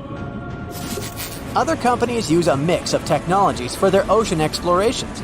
It led them to discover amazing stuff like a deep-sea coral reef near Morocco, the only one still growing in the Mediterranean Sea. They've also discovered new species and documented ones previously thought to live only in the Atlantic. These efforts have convinced local authorities to declare some places as marine parks. As with most scientific areas, the road isn't without its bumps. These expeditions can cost quite a lot, and the lack of detailed maps and data only adds to the challenge. We can't always rely on bathymetric information, meaning the study of the ocean floor, because it's often not available. And that's the tricky part. We need to explore more to know more. But getting the funds for these kinds of projects can be tough when there are so many unknown variables. One particular company's explorations have helped protect nearly 4 million square miles of ocean so far. The data they collect during their expeditions is invaluable. It's used to identify new species, locate vulnerable habitats, and even show where threatened species are being overlooked. Their work helps dismiss excuses from local authorities who claim they lack the necessary information to establish more MPAs. The same company supports a goal known as 30 by 30, aiming to protect 30% of our oceans by 2030. It's a big target, and there's a long road ahead, but ongoing ocean exploration can provide the proof needed to keep more of our oceans safe. We also need to set aside areas for protection and research, even when we don't have all the facts just yet. On that note, some cool scientists have recently stumbled upon a gigantic and mysterious world beneath the Pacific Northwest coast's ocean floor. The best part is, this massive realm of life is pretty much cut off from the rest of the world above, making it like a secret underground club that only the best microbiologists have access to. Picture an active city, except the city is microscopic cracks in the basalt rocks of our oceanic crust, and its residents are microbes. These tiny creatures aren't like you and me. They don't rely on sunlight or the organic products of land and water ecosystems for sustenance. Instead, they thrive on chemical reactions with rocks and seawater. Scientists call this type of life chemosynthetic, which sounds complicated, but it basically means life sustained by chemical reactions. While this sort of life has been found deep in mines and around seafloor hydrothermal vents, the scale at which these creatures are found under the oceanic crust is unprecedented. It might even be the most extensive ecosystem on Earth. A geomicrobiologist from Denmark was part of the team that made this discovery. He claimed that over 50% of our planet's surface is oceanic crust, which is an average of 4 miles thick. Imagine the size of this chemosynthetic party happening down there. This discovery didn't happen overnight. Since the 90s, scientists have found weird tiny holes in the basalt rocks that make up much of Earth's outer crust. They seem like they might have been made by bacteria, but hey, there was supposed to be no life there. I mean, imagine trying to survive in a place that's hot, deep, dark, dense, and mostly devoid of the organic compounds we need for life. Yet, here they are. In the following years, more pieces of the puzzle fell into place. Scientists found that the oceanic crusts had different conditions at the centers and edges. At the centers, rocks are jam-packed with energy-rich compounds that support these tiny life forms. But by the time they reach the edges, these chemicals are all gone. Fast forward to now, and it's time to put the puzzle together. A microbial ecologist from the University of North Carolina worked on this research and says we now have solid evidence of microbial life in the cracks and crevices of deep ocean basalt. The next question scientists asked was, how far does this life extend? Researchers collected samples of crust from a plate roughly 120 miles off of Washington's coast, drilling deep beneath the ocean's surface. What they found down there was remarkable. The life down there runs on a unique fuel, hydrogen. Yep, in the absence of sunlight, hydrogen provides the energy for all their biological processes. These microbes use hydrogen to transform carbon dioxide into organic matter. This matter and other byproducts, like methane, then fuel other organisms, creating a network of life. Of course, the life down there isn't as complex as the one we know up here. Scientists doubt there will be any multicellular life under the ocean because it's too hot and energy poor. But hey, who knows? This universe under our oceans still has a lot to reveal. This whole thing is significant for many reasons. First, it confirms that life can exist in places without oxygen, which changes our perspective on where we can find life. This makes us wonder if life could exist under similar conditions on other planets, where surface conditions might be too harsh. The implications on Earth are also profound. If a large portion of life exists in the oceanic crust, then our understanding of life on our own planet could be completely changed. This exciting discovery stretches our understanding of life and prompts us to keep exploring the mysterious depths of our oceans, pushing the limits of our understanding. NASA is also in on the whole deep sea exploration project. Why? Shouldn't they be preoccupied with outer space? Because they're hoping to find hints about what the oceans on other planets might look like. NASA specialists are really hopeful that by unearthing underwater secrets, we can solve some of the big questions about space. Plus, they're testing some nifty equipment for future journeys across our solar system. For years, scientists have been struggling to explain bizarre sounds, some repeating, some heard only once, that come from the dark depths of the ocean.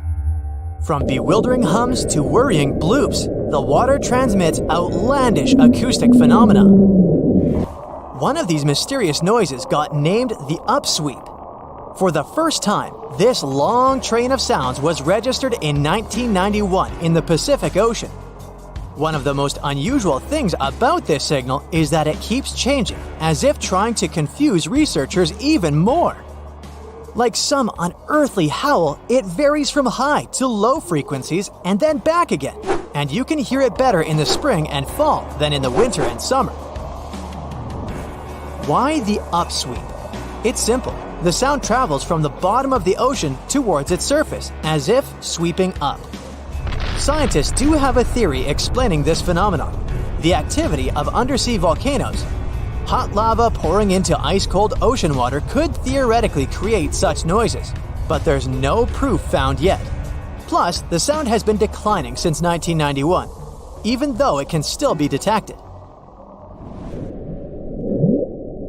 The bloop is the name given to an ultra-low frequency and incredibly powerful underwater sound that was recorded in 1997 by the U.S. National Oceanic and Atmospheric Administration. The bloop continued for approximately 1 minute. Having started from a low rumble, it gradually rose in frequency. It also kinda mimicked the noise created by marine animals, but its volume was so great that no living creature known to science could have made it. When the bloop occurred, underwater microphones managed to record it from a distance of 3,000 miles away. Rumor has it that the noise might have something to do with the fictional half-octopus monster Cthulhu, or some other colossal deep-water creature. But if you don't believe in monsters, science has another explanation: iceberg fracturing. The thing is that ice quakes recorded in the Scotia Sea resemble the mysterious bloop a bit too much for it to be a coincidence. The whistle resembles this annoying sound when a kettle of boiling water is telling you it's time to make a cup of tea. But even though it may not be as blood-curdling as some other bizarre ocean sounds, it doesn't make it any less mysterious. Plus, the whistle is very elusive. In 1997, only one underwater microphone was able to pick it up, and therefore, researchers didn't manage to pinpoint the source of the noise. The most likely cause of the sound is an eruption of one of the submarine volcanoes. Have you ever heard of Julia? No, not your neighbor. I'm talking about this otherworldly sound. Listen to it. It was recorded in 1999 by the U.S. National Oceanic and Atmospheric Administration. The source of the sound was most likely a large iceberg that ran aground somewhere in Antarctica. The sound was so loud that it was heard over a huge territory, and its duration was about 2 minutes and 43 seconds. Slow down. That's the name given to a sound recorded in 1997 in the equatorial Pacific Ocean.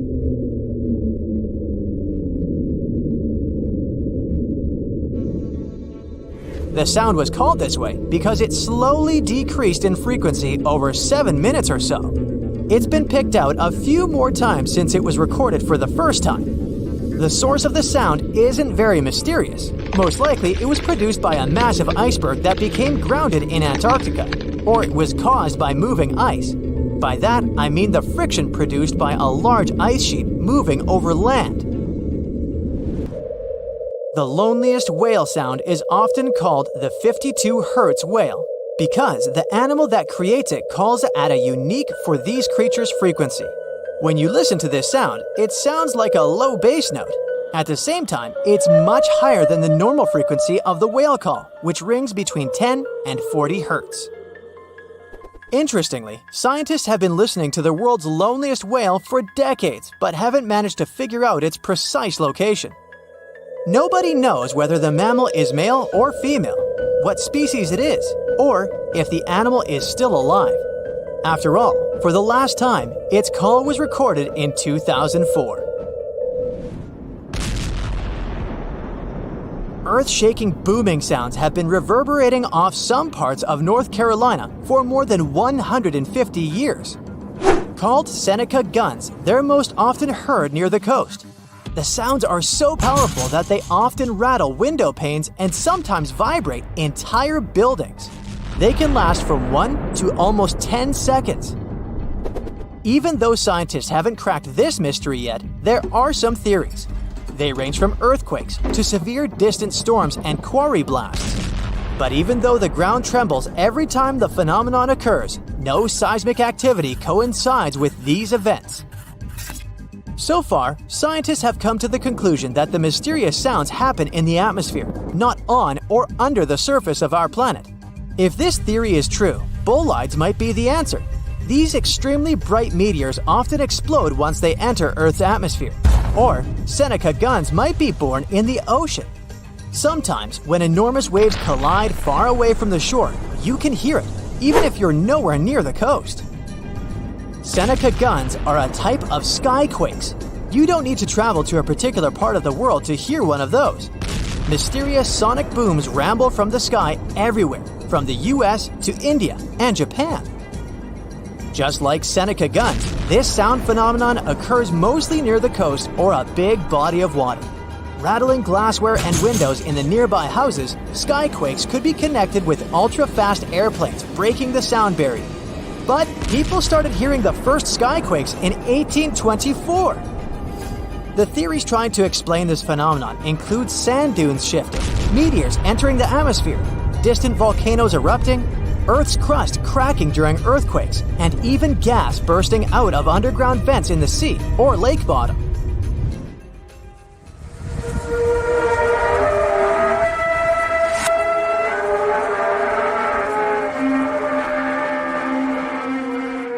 In different countries all over the world, people get paralyzed with fear after hearing otherworldly trumpet sounds that seem to be coming from the sky. The inhabitants of the US, Canada, Australia, Germany, and the Philippines have already heard this hair-raising noise since it was first recorded in 2008. These sounds are sometimes called the sound of apocalypse. And although until recently, nobody could understand the origin of the sounds, NASA claims that there is nothing to be afraid of. The noise can be coming from our own planet. Usually, it's quiet and thus inaudible to the human ear. But when it gets louder, the outcome is the very trumpet sounds that scare people all over the world. Bristol hum started in the 1970s when hundreds of Bristol inhabitants began to talk about a bizarre noise audible only at night. The noise was a low-level hum, and nobody could identify or trace the source of the sound. But the strangest thing about the noise was that one day, it stopped as abruptly as it started. But not before people in other towns across Britain reported hearing similar sounds. Some time ago, the mysterious sound returned. In 2015, a group of French scientists claimed that they had solved the mystery of the Bristol hum. They stated that the culprit was ocean waves that made the ocean floor vibrate. But while it was all good and well, it didn't explain why the sound was around for only several years or why it chose to return. If you ever come to the town of Taos in New Mexico, don't let another strange and unexplained phenomenon send you running for the hills. This phenomenon is a faint, low-frequency hum ringing in the desert air and grating on your nerves. Even stranger, only 2% of people who live in Taos hear this noise. But for those who do, it's unstoppable torture. On top of that, everyone describes the sound in a different way. From a quiet whir to an eerie hum or even persistent buzz. And while some people believe that the Taos hum is the result of unusual acoustics, the others suspect a bad case of mass hysteria. No one has located the origin of the hum yet. Oh wow, there's a hole in the bottom of the ocean. It seems that the ocean has a leak, but it's not like a leak you would expect, where water is flowing out. It's more like a spring since water is flowing in, not out. This unique leak is something we know as Pythia's oasis. A grad student was the one who accidentally discovered it. He noticed bubbles that were rising to the surface. Normally, bubbles in the ocean tell us there might be some hydrothermal vents, which are hotspots for some pretty cool things. These vents are actually like hot springs on the seafloor, but instead of bubbling with warm water, they release a fluid that has been superheated in the crust of our planet. When seawater seeps into these cracks and travels deep into the crust, it comes into contact with the extremely hot mantle. This heats seawater to very high temperatures, and as it moves back up towards the surface, it carries dissolved gases and minerals. When the hot fluid shoots out of the vents, it mixes with the surrounding seawater and quickly cools down. Just a short distance away from the vent, the temperature can drop to a comfortable 68 degrees Fahrenheit or so, which is, as it seems, exactly what some creatures like. And there are some real weirdos living down there in the darkness, like ghostly fish, giant red-tipped tube worms, and a unique type of shrimp with eyes on their back. And some of them, like tube worms and bacteria, rely on the chemicals and minerals released by the vents to survive in harsh conditions. But in this case, the bubbling water didn't come from a hydrothermal vent. It was there because of a spring, and that's a bit more concerning. You see, the water in this reservoir needs to stay where it is. If too much of it seeps out, there could be some serious consequences, especially for the surrounding area. You can see this unusual leak along the Cascadia subduction zone, which is a massive fault line off the Pacific Northwest coast. It's a place where two pretty big plates that make up Earth's crust come together and slide along each other. The water from Pythia's oasis kinda acts as a lubricant between these plates. You can think of the fault zone as an air hockey table. When the fluid pressure is high, it's like you've turned the air on. That means the friction between the plates is reduced, which allows the plates to move. But if the fluid pressure is lower, the two plates can lock together, which then leads to the buildup of stress. Not that they'll feel bad. In the context of tectonic plates, stress is some pressure or force that can cause deformation. And if this stress starts to build up, at some point, it's gotta go somewhere. When it's too much, it can trigger earthquakes and most likely, not small ones. For example, a release of stress in the Cascadia subduction zone could lead to a magnitude 9 earthquake. For comparison, the biggest earthquake we've ever recorded happened in Chile in 1960. And it had a magnitude of 9.5. The damage was enormous. So we hope the water will stay in its reservoir and keep maintaining the delicate balance between the tectonic plates. We've explored only 5% of the ocean. Who knows how many cool things are there at the bottom, waiting to be found? For example, check out these mysterious holes scientists have stumbled upon in the depths of the Atlantic Ocean, near the Azores. They're neatly aligned and are about 4 inches apart, or in some cases, even several feet. They resemble punctures left by a sewing machine. Some think these holes could have a biological origin. For instance, some fish may have made them while walking along the seafloor. Others believe we could be looking at something that's human-made, maybe left by a spiked tire. Of course, such holes are perfect for making up stories about creatures from other planets who allegedly made them. Or maybe even legendary monsters, like that one from Loch Ness. It's definitely hard to explain such symmetry of the holes, but one deep-sea biologist offered a pretty good explanation. He said there could be an animal burrowing beneath the sediment, and from time to time, it could make little chimneys just to get access to clean water circulation in its small burrow. I mean, there are sediment piles around the opening of each hole, and they do support the idea that something pushed the soil from below. But there's still no proof these holes are actually connected beneath the surface. And there are also a lot of things hidden at the bottom of the oceans and seas that ancient civilizations left us. For instance, archaeologists made a really cool discovery off the southern coast of Croatia. A road hidden under layers of sea mud that's 7,000 years old. They found the ancient road at the sunken Neolithic site of Solin. The site of Solin was a human-made island in ancient times, and an archaeologist discovered it 2 years ago.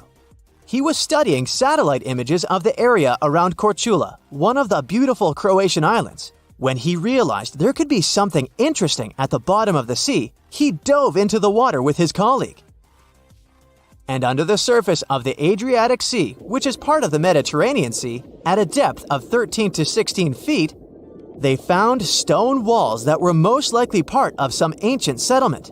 The landmass where people built the settlement was separated from the main island by a narrow stretch of land. Luckily, this area is protected from big waves by the surrounding islands, so the site remained relatively well preserved. It's now hidden beneath the surface of the sea and covered in mud. But it's so exciting to imagine how people walked on that road nearly 7,000 years ago, visiting nearby settlements. If you want to see the weirdest creatures, you can always head to the bottom of the sea. Actually, scientists have determined there could be more than 30 potentially new species at the bottom of the Pacific Ocean. They've collected them using their remote-controlled vehicle. That's a big step because until recently, they could only study such creatures through photographs. I'm talking about segmented worms, different types of coral, some invertebrates similar to centipedes, and many others.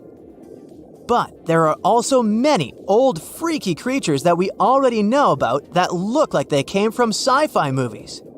Red octopus, blobfish. Okay, this one kinda looks normal until you raise it to the surface. The goblin shark, Sloane's viperfish, zombie worms. Ugh. Yeah, I hear ya. Let's move on. The seafloor hides things from space too. There are traces of rare forms of plutonium and iron at the bottom of the Pacific Ocean. And what's awesome is that all this has come from space. These radioactive materials probably formed during some kind of cataclysmic event in space and eventually made their way out to our beautiful home planet. And this extraterrestrial debris most likely appeared on Earth within the past 10 million years. After it fell to the Pacific Ocean and settled at a depth of almost a mile, it became part of all those layers of rock down there. Plutonium is especially exciting for scientists. I mean, only tiny amounts of it have been found, hundreds of atoms maybe. But it's still remarkable because these atoms are created by exploding stars. Things like this can help us better understand how the universe produces elements heavier than iron, like plutonium, gold, uranium, and platinum. We're still not sure about the origins of these elements. For a long time, scientists believed that supernovae, which is when a star comes to its end in a fabulous explosion, were responsible for creating these heavy elements. But it seems it's not just that. Some other cosmic events, such as the collision of neutron stars, which are super dense collapsed stars, or some rare types of supernovae, could also be involved. Whoa, let me get my popcorn. How would you describe the shape of the planet we live on? It's definitely round, but it's not a perfect sphere. Because of the force of Earth's rotation, it's slightly flat on the north and south pole. But there's more to it.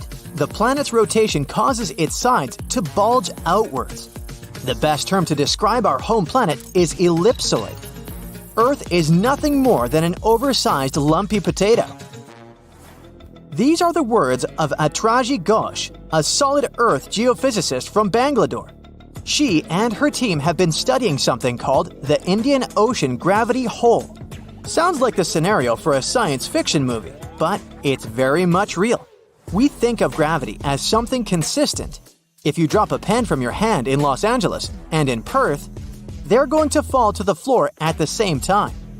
Well, this is not completely true. Gravity is connected with the mass of a celestial body. Astronauts on the surface of our moon don't walk, but move in hops. That's because Earth weighs 81 times more than the moon. Less mass means less gravity. Earth is more massive, so it has a stronger gravitational pull. But there's a catch. All this mass isn't distributed evenly across the planet. As a result, gravity varies as well. NASA has been mapping Earth's gravity field since 2002 using twin GRACE satellites. The maps they produced show where gravity is stronger and where it's weaker. Mountain ranges such as the Himalayas contain a lot of mass. This means they generate a stronger gravity field. The opposite happens in ocean trenches. The deepest of them is the Mariana Trench in the Pacific Ocean. You could almost stack 2 Mount Kilimanjaros inside it. The low concentration of Earth's mass below it means that the gravity field here is weaker. Places on the globe where huge chunks of mass are missing are called geoid lows. A geoid is an imaginary surface that follows the outline of sea levels around our planet. Imagine the Earth without any land. That shouldn't be too hard since the nickname of our home is Blue Planet. Now draw a curvy line along the surface of the oceans and you get a geoid. In reality, the line stretches across oceans as well as land masses. Scientists use this imaginary line to calculate the depth of tremors or objects that occur underground. When the wavy line goes down, that's a geoid low. The biggest of them sits at the bottom of the Indian Ocean. The first to discover it was a Dutch geophysicist in 1948. He was performing a gravity survey from a ship. The man noticed that sea levels dipped over 320 feet below the global average. The gravity hole got the official name Indian Ocean Geoid Low. It spans well over 1 million square miles off the southern coast of India. If you went out at sea in the middle of the gravity hole, you wouldn't notice much, just an endless ocean as far as the eye could see. The only way to measure the dip in gravity is through extensive geophysical measurements and calculations. The concept of a gravitational hole existed for nearly 2 centuries in the scientific community, but researchers could study it in high detail only after satellite measurements became possible in the late 20th century. A team of Indian scientists was determined to explain the anomaly that had been puzzling geologists for decades. They used supercomputers to simulate the seismic activity that formed our planet. A total of 19 simulations revealed how tectonic plates moved across the span of over 140 million years. This was during the Cretaceous period, the time when T-Rex roamed the Earth. Nearly a third of the possible scenarios produced a geoid low, similar to the one in the Indian Ocean. The most important factor in these models was the presence of magma plumes. These are places inside the Earth's mantle where lava flows upwards. The mantle sits between the planet's outer core and the thin crust we walk upon. The magma in the mantle plume is hotter than the surrounding rocks. The heat it generates melts and thins the crust. This creates hotspots that are brimming with volcanic activity. Yellowstone National Park and the Hawaiian Islands sit atop such hotspots. The Indian team of scientists linked the presence of magma plumes to the formation of the geoid low. Their source was an ancient ocean that disappeared tens of millions of years ago. It was located where the Himalayan mountain range sits today. Evidence of this lie in the marine rocks researchers found on the world's tallest mountains.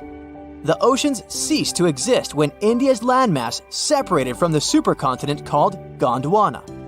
It drifted north and merged with the rest of the Asian continent. At the time, the Eurasian supercontinent was called Laurasia. The Indian tectonic plate went down inside the mantle. It ended up under the African continent. This landmass contained a lot of crystallized material which was quite dense.